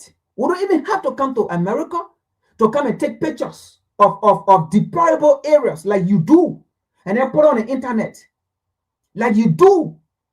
You don't take the Google places. You don't take you don't talk any good thing about Africa. You go and talk nasty thing about Africa. Take pictures, put it there to discourage people. We will not do that though. We will give you aid so you can survive. We will give Europe aid so Europe can survive. But leave the African continent alone. You misuse your opportunity. You misguided your opportunity since the 1600 to 2026. Do you know how many generations came and gone? Do you know that the wound you inflicted on Africans, the pain you caused to Africans? But on a daily basis, we continue to go with it. No problem. But leave the African continent, the African nations alone. Yes, come and beg for aid. We will give you it. But to say you want to come and renegotiate what?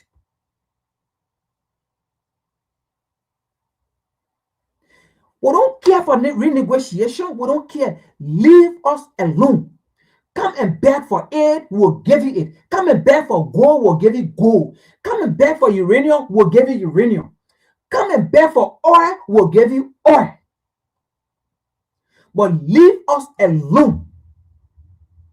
We are not going to leave you hanging. We will give you mineral, we'll give you gold, we'll give you diamond, we'll give you aid. But leave us alone. We don't have time to renegotiate diplomatic what? No, we don't. Please, we beg you, leave the African continent alone. We are poor. Leave us alone. We are working on ourselves so that you can say we are poor again. So that, in fact, we are third world country. Leave us alone. What are you begging third world country for? For your economy to survive. Talking about Mali serve as global center for global competition race for oil, uranium reserve. Oh, I thought you said we poor. How can now we have reserve? How can now we have this? How can we got there? We got this. I thought you said we poor. We third world country. So then, what is your definition of a third world country? What is your definition of poor? Now, your definition of poor, your definition of third world country means to subjugate African people. That's your definition. Your definition of a third world country means to suck African resources so that African people will not benefit. Your definition of a third world country means to make sure you support dictatorship in Africa. Meanwhile, democratic leader, elected leader, you sanction them and take them from power. That is your definition of a third world country. Wow. Really, America? Wow. Really, US? Wow. Really, France? Wow. Really, Great Britain? Wow. Now we see your secret. Now we know who you are. Leave us alone. Come and beg for resources. We'll give it to you. We'll give you aid. Now it is time for Africa to give you aid. Is it so? Right?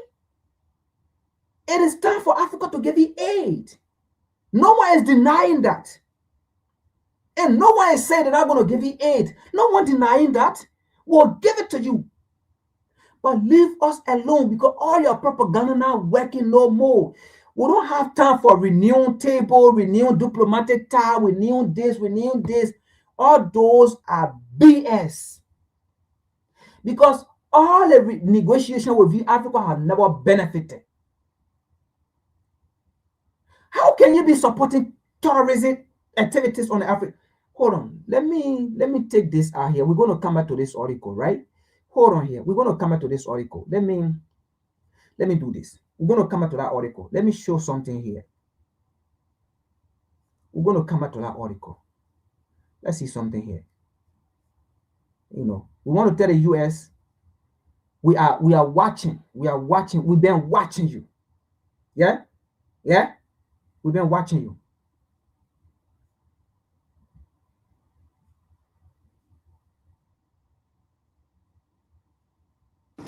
This story is not just about Venezuela. It's a warning. When nations control their resources, democracy becomes conditional. Africa, the global south, watch carefully. The question isn't if this pattern exists. The question is, who's next? Venezuela is not the end of the story. It's the lesson. This story is not just about Venezuela. It's a warning. When nations control their resources, democracy becomes conditional. Africa, the global south, watch carefully. When a nation controls its resources, democracy becomes conditional. Now, some of you so-called Africans, is there anything called democracy? When nations control their resources, democracy becomes conditional. Wow. Now, Mali, Niger, Burkina Faso be one. There is nothing in this world called diplomatic relationship or building or re-strengthening whatsoever. Learn from other nations.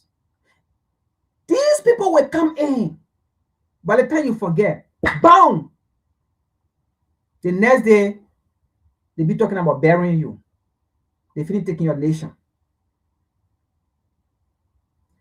Be careful with them.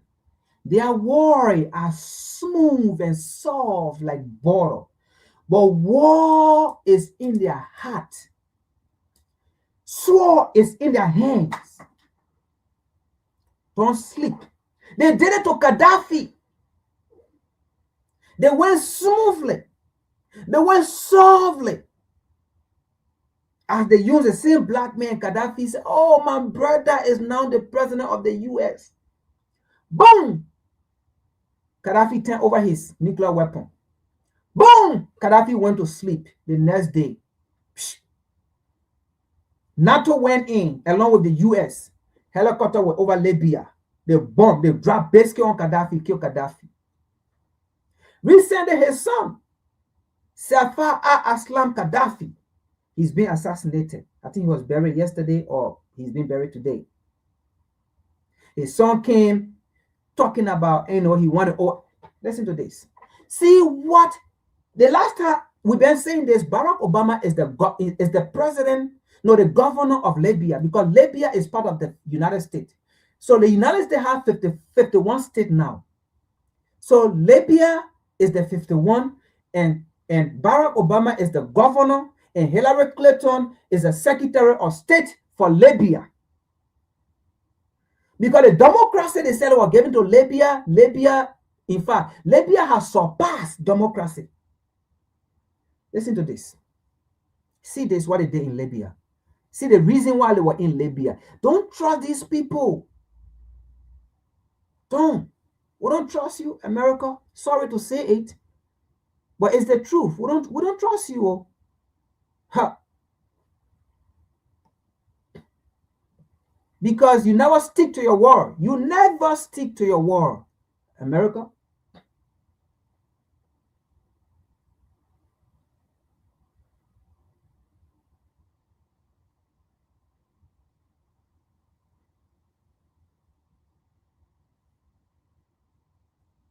America captured President Maduro. In Libya, Gaddafi was executed after ditching the US dollar. In Iraq, Saddam Hussein was wiped out for his oil reserves. In Vietnam, President Diem and his brother were executed for politics far from home. In Iran, Mohammad Mossadegh was ousted for nationalizing oil. In Guatemala, President Arbenz was removed for imposing taxes on American farms. In Congo, Prime Minister Lumumba was executed for nationalizing uranium. In Cuba, Che Guevara was captured and executed for his socialist policies. In Afghanistan, the US trained locals to fight Russians until locals became the enemies. In Chile, President Salvador was overthrown for nationalizing copper. In Ghana, President Kwame was exiled for cutting off western banks. In Grenada, General Hudson was captured and given a life sentence for aligning with Russia. Is America still the hero, or just the most powerful villain? So, you see, we don't trust you. Because tomorrow, you can come back and bite. The Bible says, the same Bible we all read, be careful with them.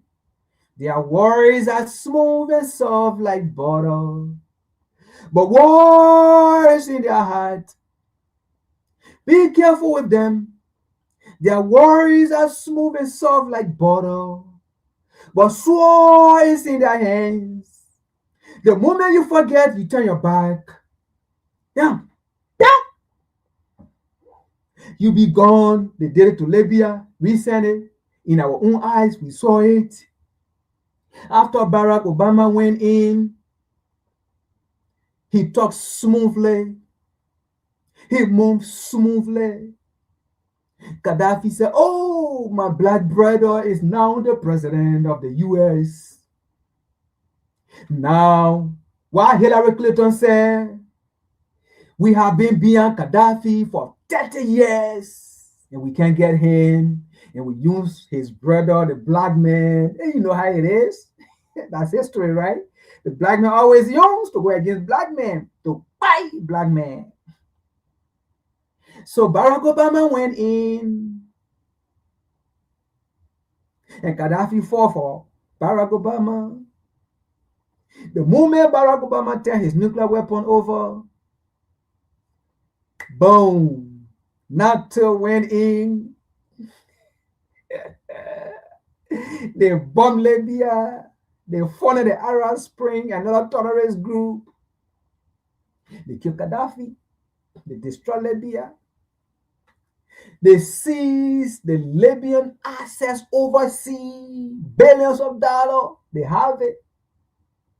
So when they saw Gaddafi's son, Saif al-Islam Gaddafi, fighting for the assets, the Libyan assets overseas that have been seized, and Gaddafi's son fighting to regain the oil, the Libyan oil. What happened? They killed Gaddafi's son. Be careful. War in your heart, sword in your hands. Their words are smooth, like butter and oil, but don't sleep on them. You see what Kwame Nkrumah said? The neo-colonialists are never ever asleep. When it comes to doing what they do best towards African people, they are never asleep. In the same way, Africans should never be asleep on the neo-colonialists. So Mali, Niger, and Burkina Faso don't never sleep on Washington, D.C. or Europe. Nkrumah warned you and Nkrumah warned us. Never sleep. And equally so, never sleep on those slave puppets in Africa called as African leaders. Oh yes? Let me show you something. This is the VCC. We love what we do. Arika. We love what we do. We love what we do. Let me show you something. We love what we do. Let me show you something.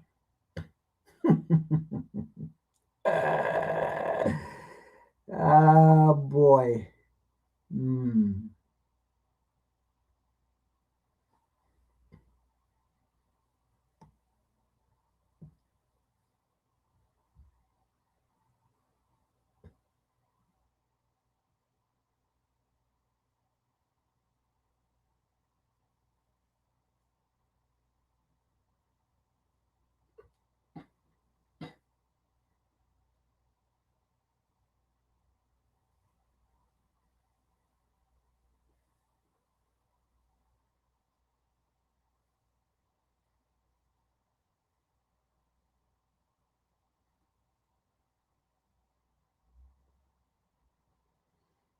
Let me see here.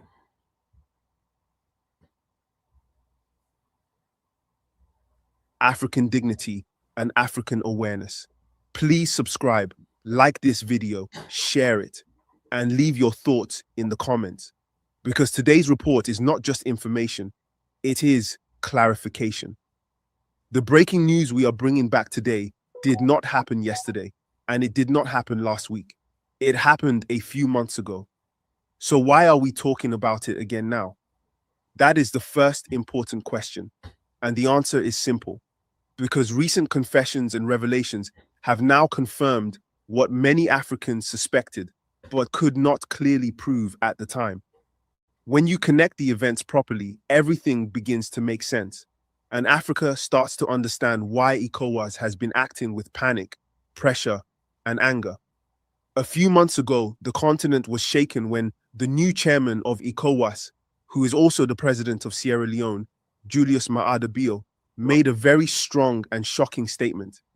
He openly said that Burkina Faso, Mali, and Niger must return to ECOWAS, whether they like it or not. Why did this statement surprise many Africans? Because he did not speak like a brother, he did not speak like a mediator, and he did not speak like someone seeking peace. He spoke like someone giving orders. He demanded elections. He demanded a return to what ECOWAS calls democracy. He demanded that the alliance of Sahel states, the AES, must abandon its independent path. At that time, many Africans asked a second question. Why is ECOWAS panicking so much, and why this urgency and anger? The answer did not come immediately, but today it is becoming clearer. Another question followed quickly. Why would a regional organization speak so harshly to countries that say they are only trying to protect their people? The answer, according to many observers, is fear. For years, ECOWAS failed quietly, hiding its failures behind long meetings and official statements. But the rise of the Sahel Alliance exposed those failures openly. When terrorism destroyed villages in Mali, Burkina Faso, and Niger, what did ECOWAS do? It held meetings. When people were killed, what did ECOWAS do? It issued statements. When borders burned and communities collapsed,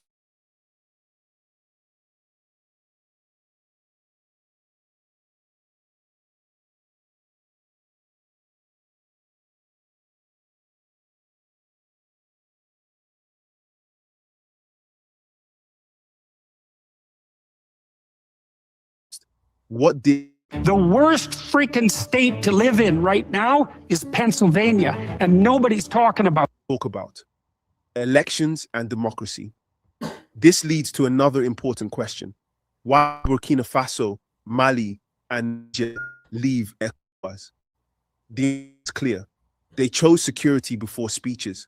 They chose sovereignty over approval. They chose to protect their people first. And what happened after they left? Did they collapse as predicted? No. Instead, coordination improved. Soldiers worked together better. Some terrorist pressure reduced in certain areas. Communities slowly began to feel hope again. This brings us to another key question. Who benefits when the Sahel Alliance fails? The African people do not benefit from failure. The ones who benefit are those who lost control. Foreign powers lost influence. Foreign interests lost easy access to resources. Political pressure weakened. And when pressure could not work directly, it returned through ECOWAS. This is why many Africans now believe ECOWAS is being used as a tool instead of a true voice of the people.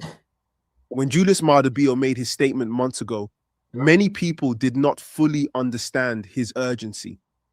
But now comes the next critical question. What changed? And why are Africans revisiting that statement today? The answer lies in later confessions made by Captain Ibrahim Traoré of Burkina Faso and statements linked to former leader Damiba. Captain Traoré later revealed that there was an attempted coup on January the 3rd, 2026. Was this coup random? According to Traoré, no. It was planned. It was supported from outside. It involved spying, betrayal, and coordination. This leads to another serious question. Who was involved?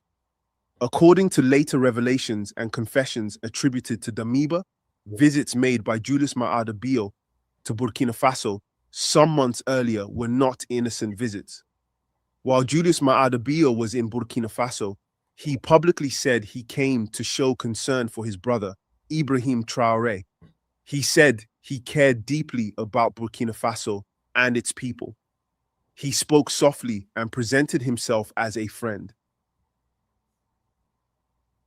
So basically, right, you see how these African slave puppets are working along with their slave master like the US or Europe. So when the whole Sahel thing started, as you all know, you saw it, right? They saw these so-called ECOWAS or AU, they went against the Sahel. They put sanction on them. I mean, we reported on the Sarastan. And then the US was so vocal, supporting ECOWAS to go and wage war. The US was so vocal. Many times they have the US Africa Summit whatsoever. The three nations, they deny invite the three nations. They silence them. I mean, everything with the hope that these nations will fail. But as our forefathers stood behind these people, these leaders did not fail. And the people were able to understand what the three leaders wanted or wants. And they stood behind those three leaders. And today, look at where they are. What then happened? Because during that time, ECOWAS or AU, ECOWAS fought hard for these nations to come by. And what even Tinubu at that time, Nana Akufo-Addo said they were going to work in other ways, in various ways, to get these people back.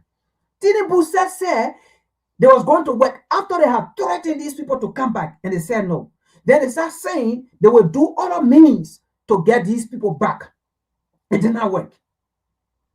What then happened? And other means could be coup, I mean, everything, supporting terrorists, supporting this, right? Other means could be sending these puppet African leaders like Mother Bill. They went there.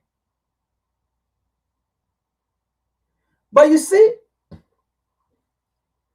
as an African leaders, if you are not doing what the three nations, Mali, Niger, and Burkina Faso are doing, we are not for you. Absolutely, your terms are enormous. It is just a matter of time for you to be removed and for your people to go against you. So they have worked in various ways.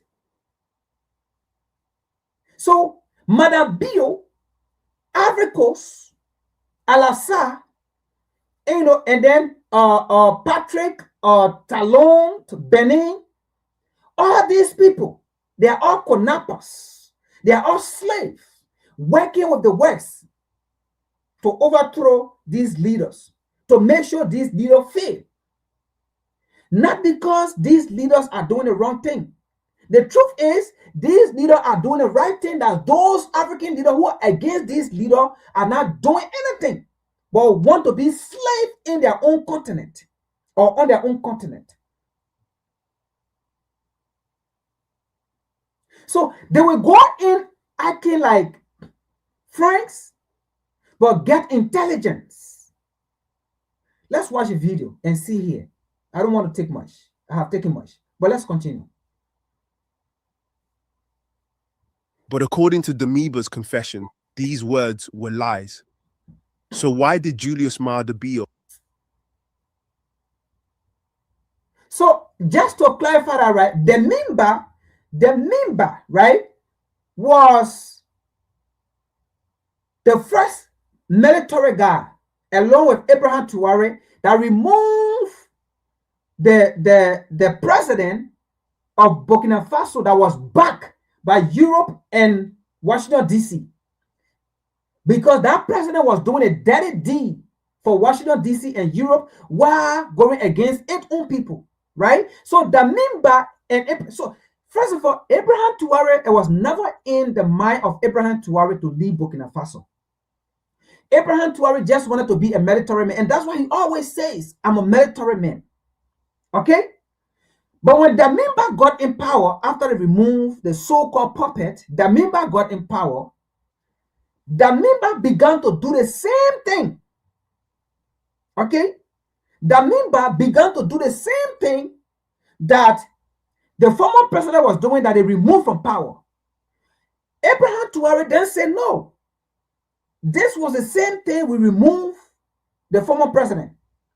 And then you come in power and start doing the same thing. Abraham Traore said, no, I'm not going to do that. Abraham Traore removed him. Now, when Damiba got removed, Damiba went in exile in Togo for refuge. While in Togo, it had been alleged that, let me say that, it had been alleged that Damiba started working with the OSA war, Europe, France, and you know them, to remove Abraham Traore. In the process, Damiba got caught on the last coup attempt. The last coup attempt that just happened, Damiba got caught. Because, in fact, Damiba tried to use some of the same military, because Damiba was in the military, so he had people there that still love him. And then some of those people, they placed call to them.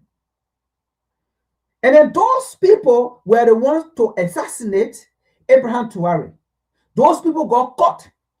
Those are the people that leak out the secret. And Damiba was sent from Togo to Burkina Faso. And you know, Abraham Traore had been blaming Benin and Ivory Coast, that they are the people that are hosting the tourists, that are causing the problem in the region.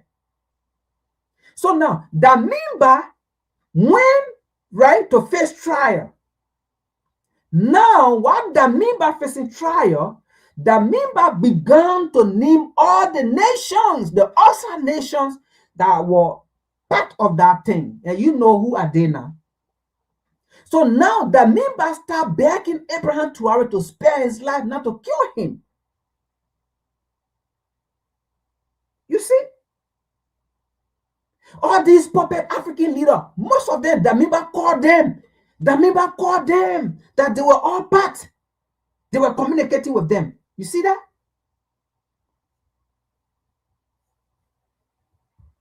Really visit Burkina Faso. According to Damiba, the visit was not about friendship or concern. It was a...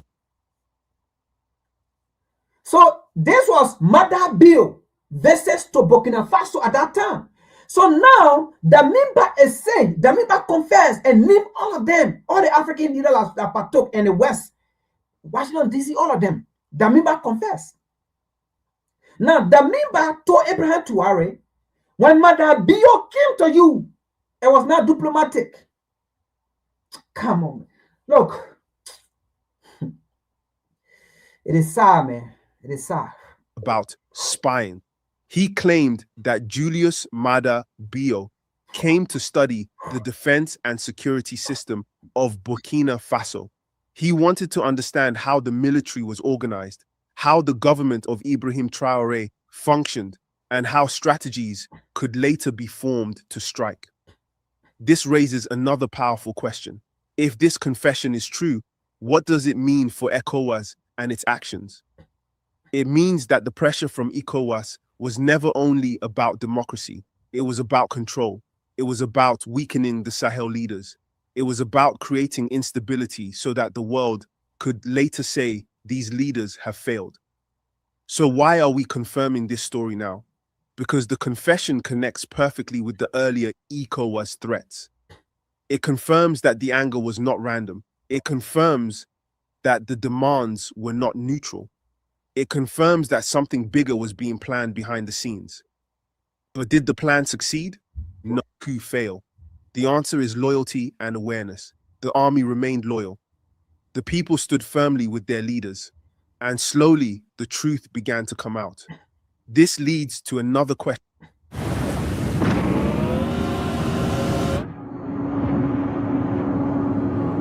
Many Africans are now asking, what kind of democracy ignores security, hunger, and dignity? Captain Ibrahim Traore once answered this very clearly when he said that people cannot eat democracy. People eat food. People need peace. People need safety. This simple truth has touched many hearts across Africa. When AES countries left ECOWAS, did chaos follow as predicted? No. Instead, cooperation improved, outside interference reduced, confidence grew, and this scared those who depend on weak African states. So what is the Sahel Alliance today? It is no longer just a political agreement. It has become a symbol, a symbol of resistance, a symbol of awakening, a symbol that Africa can choose its own path. This answers another question. Why did ECOWAS react with anger instead of dialogue? Because control was slipping. Why did threats replace conversation? Because fear replaced confidence. And why did spying and coup planning enter the picture? Because some interests could not accept a strong and independent Sahel. Today, many Africans are asking one final question. Is ECOWAS truly neutral? More and more people are answering no. They see an organization that protects systems, not people. If ECOWAS truly cared about Africans, it would have fought terrorism first. It would have defended villages first. It would have stood with the people first. But it did not. And now, as the Sahel Alliance grows stronger, ECOWAS feels exposed. This is why Julius Maada Bio's old statement matters today. It was not just talk, it was a warning. And that warning was followed by pressure, betrayal, spying, and an attempted coup. But the plan failed. The people stayed awake. The truth came out. And today, Africa understands more than before. People now connect events. They remember words. They understand motives. They see clearly that the panic of ECOWAS months ago was not about unity. It was about fear of losing control. The Sahel Alliance has chosen sovereignty, and sovereignty is not negotiable. Pressure will continue. Accusations will rise. But Africans are watching closely. History is watching closely. And history will remember who stood with Africa and who worked against it. This story from months ago is not old news. It is evidence. Evidence that confirms what Captain Ibrahim Traoré later revealed. Evidence that the struggle is real. And evidence that Africa's future is being decided today through courage, resistance, and truth.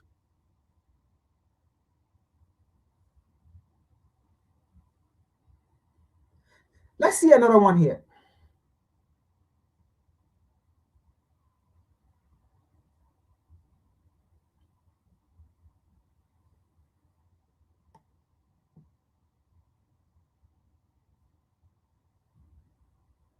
So what we're going to see here again, right? And the reason why I'm playing this video now, right? Just to go to the Sahel nation, Abraham Traoré, Tiani, and yeah, they will see it. We get to them anyway. But it's to warn them seriously.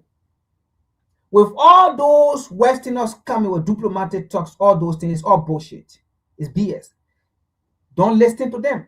Let them come, right? Let them come. But it doesn't mean you should honor them, what they are coming for. Okay? It doesn't mean you should honor them. Now, you see, what you're about to watch again, right? It is just a clarification, right? That who formed the terrorists? That's what you're going to see in this video. Who formed them? I mean, it's all glaring. It's all clear. Who are the people forming these people?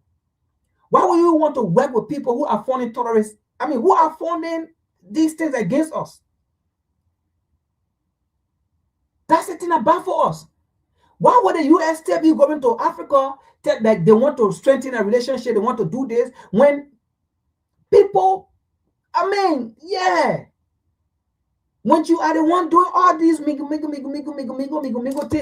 thing against Africa, then you go in there, you want this, you want this. Doesn't make sense. And what you're about to watch here too, right? You know, recently, and that's why sometimes it is good you check behind something. You see, recently you saw Donald Trump, you know, deporting a lot of Somalians, right? It was for a reason. And you're going to see some of that here today.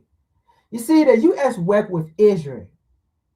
Anything Israel tell the U.S. to do, that's what U.S. going to do. Anything. If Israel tell the U.S. to bomb any area today, the U.S. going to bomb the place. Anything the U.S., Israel tell the U.S., that's what Israel will do. And they know the reason for that. Again, I'm not going into that. That, again, it go to history again. You know, from 1947, 1940. It go deep. It's deeper than that. But We're not talking about that today. But here it is. I'm just telling you, anything Asia tell the US to do, that's what the US will do. So when you saw the US or Donald Trump deporting a lot of Somalian and stuff, it comes from a deep position of error. All right. So in Somalia, you have Somalia and you have Somaliland, right? And Somaliland. So first of all, when you hear, I mean, I don't want to get into this topic. It just, I mean, yeah.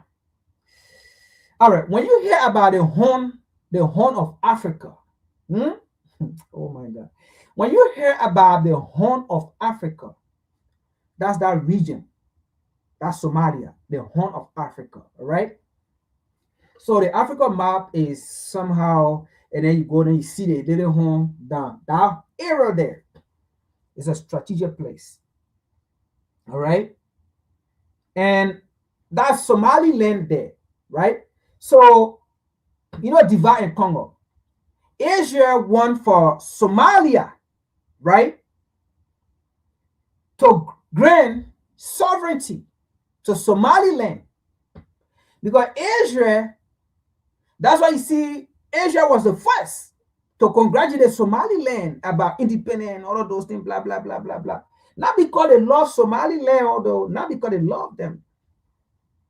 But what happened here is Somalia did not agree. Yeah. Immigration thing where you saw Somali people, they deporting them. Somali did not agree to that. And you see that region is where a lot of things happen. I don't want to go into detail, but a lot of things happen there. Ammunition, deal, a lot of things are being shipped to the terrorists. Oh my God. All right. A lot of things are being shipped in our region to the terrorists.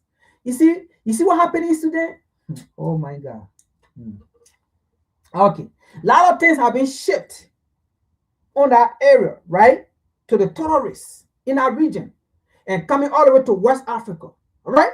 That's why they ship all the ammo, all the supply for the terrorist activities and things. You see it? Okay, so what happened here now is Somali went and took a major airport that was controlled by Israel and the United Arab Emirates in our region. All right, okay, let's go. Let's continue. So Somali took the port. So basically, nothing coming. All right, I will stop right there. You understand? Maybe we'll discuss that another time. So nothing coming. So what happened here is the United States have to retaliate. So Israel said, okay, so US, this was all right. So yeah, okay, let's continue. All right, I'm just giving you a hint. What's the reason behind the heavy deportation of Somali, so they have to retaliate. Oh, you took major airport, like they were doing, so they took it from them. You see? Sometimes, look, what you see happening, sometimes you have to go do research and know what is, because everything that happened, that there is a reason, something behind it. Look, nothing happened just because it happened. No, something behind it.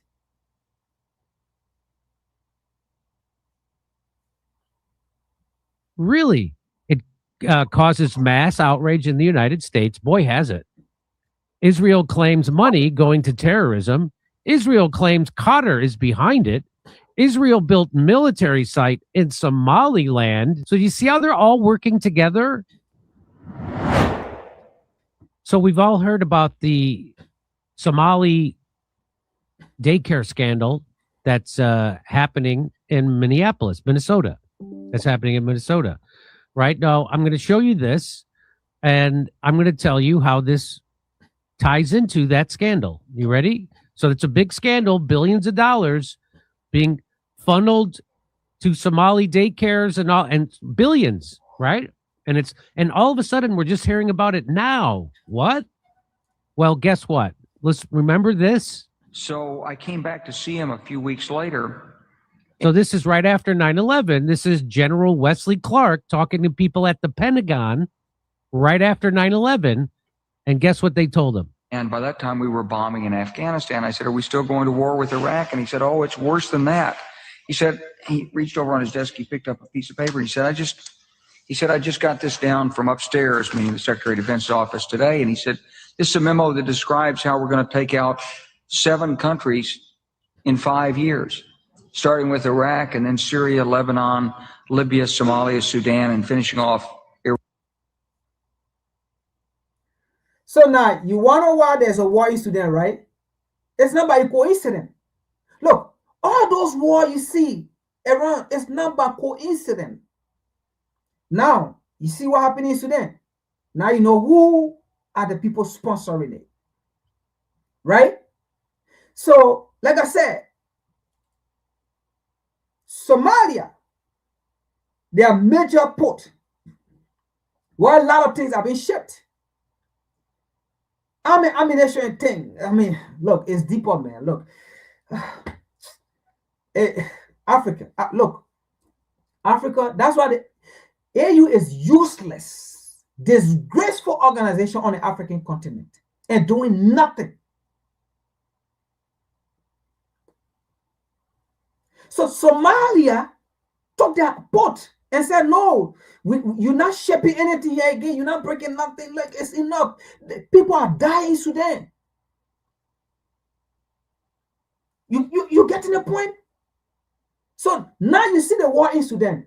The U.S. caused it. They're sitting here and saying, in 5 years, we have to do this. And now Sudan is the last. Now you see war in Sudan. So you think, and that's the same thing they did in Liberia. And then Liberian people sit and say it was a civil war. And that's the same thing that happened in Sudan. And people are saying the Sudanese is too military, how they call it, government fighting among themselves. No. It was well planned. And that's the same thing they did in Liberia. Destroy the country. Because they saw Liberia was talking about standing on her own and don't want to be, on the U.S. again. And at that time, the whole thing started with E.J. Raw. E.J. Raw was the first African leaders to be assassinated on the African continent in the 1700s. E.J. Raw. In the 1800s, sorry, in the 1800s, the first African leader to be assassinated came from Liberia, E.J. Raw. So the war that was in Liberia, it started way back. It was just building up until it came to Tobo. It came to Tobo. When it came to Tobo, when Tobo decided that, okay, we don't want to be under the U.S. now, we have to venture out to go to other people, saying the U.S. does not want to do this, then we got to do this again. So the U.S. thought now Liberia was slipping from her. It started from there. Boom! They killed Tobo. Then they told Doe, they put Doe in seat. When Doe came there now, Doe start getting smart and thing, start talking. Now Doe start looking at Tobo plane. Doe start talking about going to Russia because Doe knew the U.S. would not help him. Doe knew the U.S. did not help E.J. Raw. They killed E.J. Raw. The U.S. did not help Tobo. They killed Tobo. So Doe knew he's not going to get help again from the U.S. too. Because the U.S. policy, foreign policy, is not to invest in your country to make it independent so that you can rely on them. The U.S. foreign policy is to subjugate you, to make you dependent on them so you can't go nowhere, to make it feel that you can survive without the U.S. That's the U.S. foreign policy. That's the U.S. foreign policy. In fact, that was how their CIA was funded. Go and do research and see the reason for the funding of the CIA. Now, I'm talking about the African people who don't know this. But I know people in the U.S. know this. Maybe some U.S. people do not know it. But go and do research and you will see why in the first place the U.S. was funded. I mean, the CIA. The CIA was funded to back the U.S. foreign policy in countries. So when Dole came to, Dole too decided that, okay, you know what, we got to venture out. Liberia got to move on our own. We got all these resources. We can't produce nothing. We can't produce car. We got iron ore. Go. There are some messages. Go do research. You'll see messages from Dole that was speaking. You see it? So they removed Dole. They was like, no, in removing Dole, we got to create war now. Then we got to take the country back. So it's a lot. It was not a civil war. It was a war plan. Let's continue. So now today you see Sudan. War is there, right? All right. Mali, Niger, Burkina Faso, be careful. War is in their heart, even though they are coming with soon war. And a soft war. Oh, you know, we are in a global society. We are coming to renegotiate. You know, we have some missteps, you know, with our relationship. You know, we respect your sovereignty. You know, we respect the Malian government now. We see you as government. We don't see you as junta. We don't see the Burkinabe government as junta or military. We respect your sovereignty. You know, we respect your people and things. Yeah, so all BS. Don't listen to it.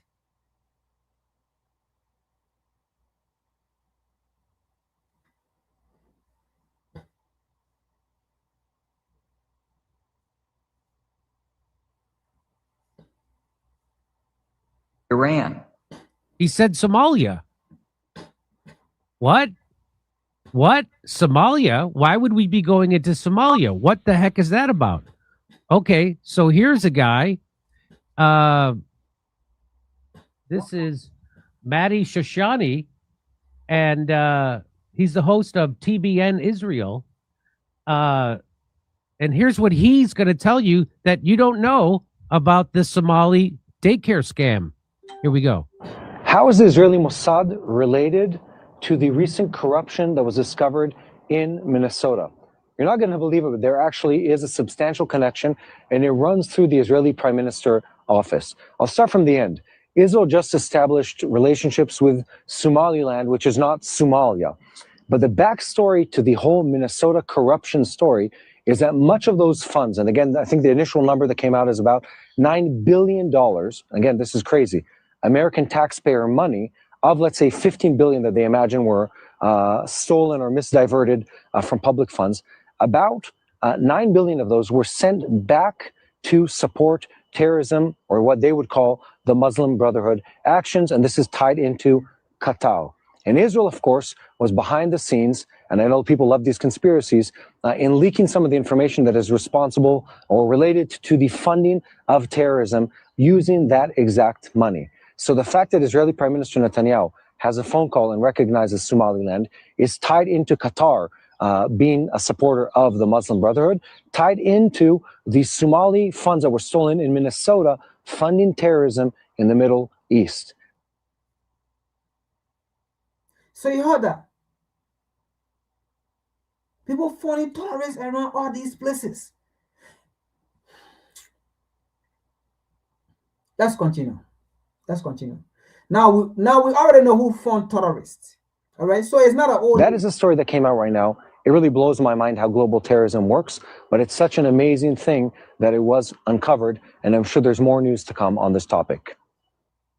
Okay, so here's where Gen X girl comes in. She says the timing, who benefits from amplifying a scandal now that was uncovered back in 2020?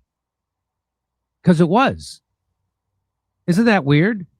So, and she links to this. She says, so how beneficial do you think it is for Americans to be outraged at Somalis right now when Israel wants the U.S. government to support its effort to break up Somalia into two countries where Israel has a military base and is really in the Israel-backed portion of Somalia, which is called Somaliland?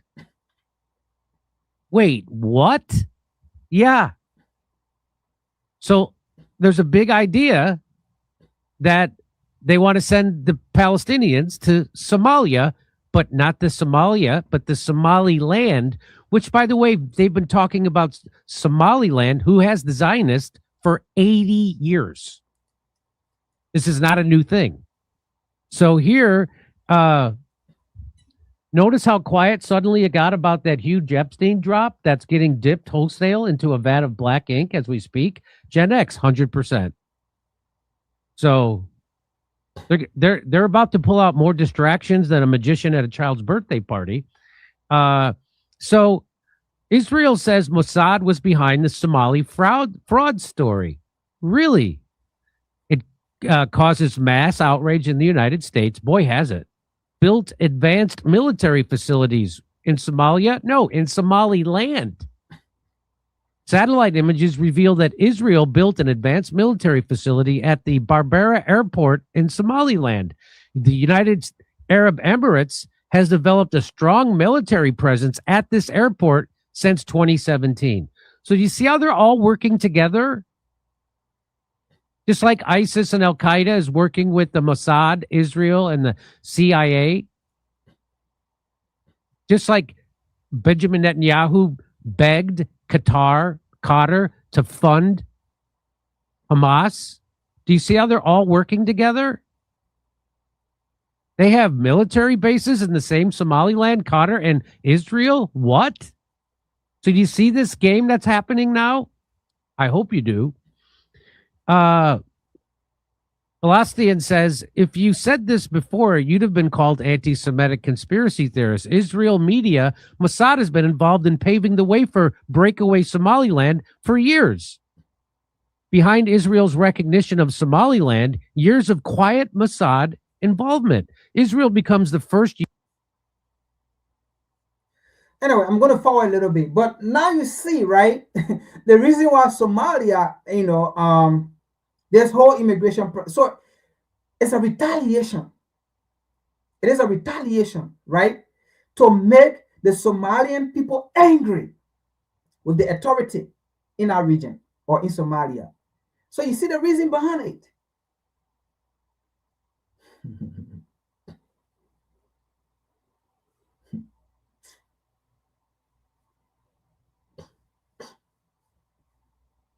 UN member to recognize Somaliland as a sovereign state, drawing condemnation from Somalia, from Turkey, and Egypt. The move reflects strategic interests near Houthi-controlled areas and years of quiet Mossad engagement.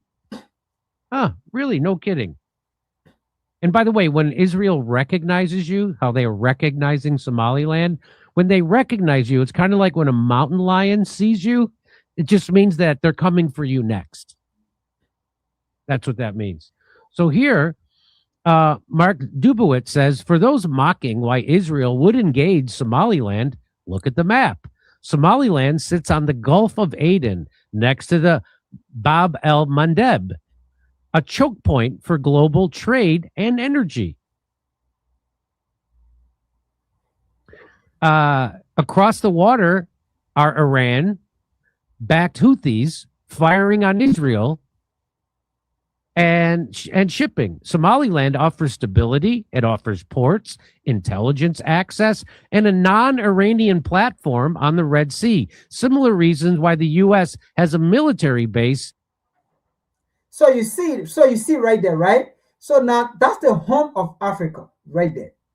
Okay? So and Somalia is not agreeing for Somaliland to be an independent state or nation. Because Somaliland is part of Somalia. And Somalia is saying, we are not going to agree for Somaliland to be an independent state. Because first of all, if Somaliland is an independent state, then that means this horn of Africa right here, you see the whole sea is a major shipping area. It's going to be under the control of Somaliland, which now will be under the control of what? Israel, right? And now you're talking about Europe and the West. So in fact, they're going to have control of this sea because they already have base there already. So that's why you see the punishing Somalia. It's retaliation against Somalia. In Djibouti. Really? Okay. There it is. Somaliland, Somalia, Somaliland. There's Yemen.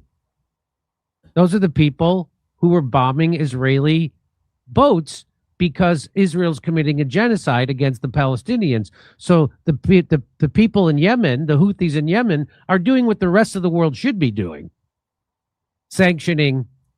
So and again, as you can see right here, right? So basically, so first of all, you see all these places, right? Yemen, they were all part of Africa. They were all part of Africa. That place you call the Middle East, that's Africa. All right, in the 1800s, I mean the 1800, because it was 1884 before they divided Africa and make Middle East, Middle West. So these places were all part of Africa. Okay, so what happened here now is Israel want to come. The European, they want to come here, settle here, have this place. All right, have this place because they will control the whole Gulf Coast here. They will control the whole place. You see it? They will, and then Yemen, as you can see right here, Yemen will be in the middle because they're going to be all here, and then Yemen in the middle, and Yemen will have nowhere to go. So you see, it's the same thing they try to do in Nigeria today. Okay, it's the same thing they try to do in Nigeria, to sit in Nigeria, and then have access to Mali, Niger, and Burkina Faso. So this thing you see is deep. While Washington D.C. is sending military troops already, they're already in Nigeria, because first of all, Nigeria does not have, how do you call it? Nigeria does not have an army. They have army, but they don't have army personnel to protect. No, they signed a deal with the U.S., so the U.S. control them with Buhari. So you see what they're doing, right? While they were sending troops in Nigeria, at the same time, they have their representative going to Mali, Niger, Burkina Faso to some. I mean, it's crazy. It's crazy. And at the same time, they are based in Ghana, right? The U.S. base in Ghana it is also being used to spy on Burkina Faso. You know, Burkina Faso, they share border with Ghana and all of those things. So they are based in Ghana, are being used, or it is being used to spy on Nigeria, on how they call it, Mali, Niger, Burkina Faso. So if they have a base in Nigeria, in fact, it's even going to make it even easier. So the whole thing about they're going to Mali, Niger, Burkina Faso to make peace agreement to renegotiate is all BS. So when they sit here in Somaliland, they control the entire region of Africa. If they sit here, because they're going to have the US or Asia, they're going to have a control of the whole sea area from here, the whole Gulf Coast, all the way to the Red Sea, you know, coming up here, right? From the Red Sea, this is the Red Sea here, coming up here, all the way to the Gulf of here, right? They're going to have control of the whole area. Now, Somalia, what's going to happen to Somalia? Somalia are going to be cut off of the sea. Somalia are going to be cut off of the sea because Somaliland is still part of Somalia. So Somalia are going to be cut off. Now, the same way Mali, Niger, and Burkina Faso does not have access to the sea, to the ocean, right? That's not going to be Somalia. Because Somaliland are going to have access to all these places, and it's going to be controlled by Europe, Asia, and the US. You see here? So now you see why they support terrorist activities in Sudan.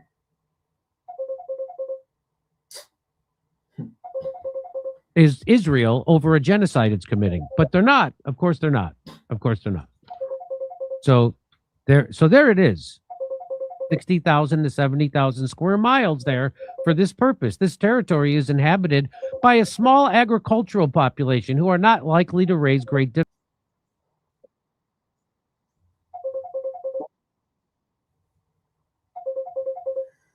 Anyway, folks, we gotta go. I have another meeting, so I'm receiving call right now. Yeah, we just have to end here. I need to be in a meeting, which of course I need to shut up meeting. So I have to go.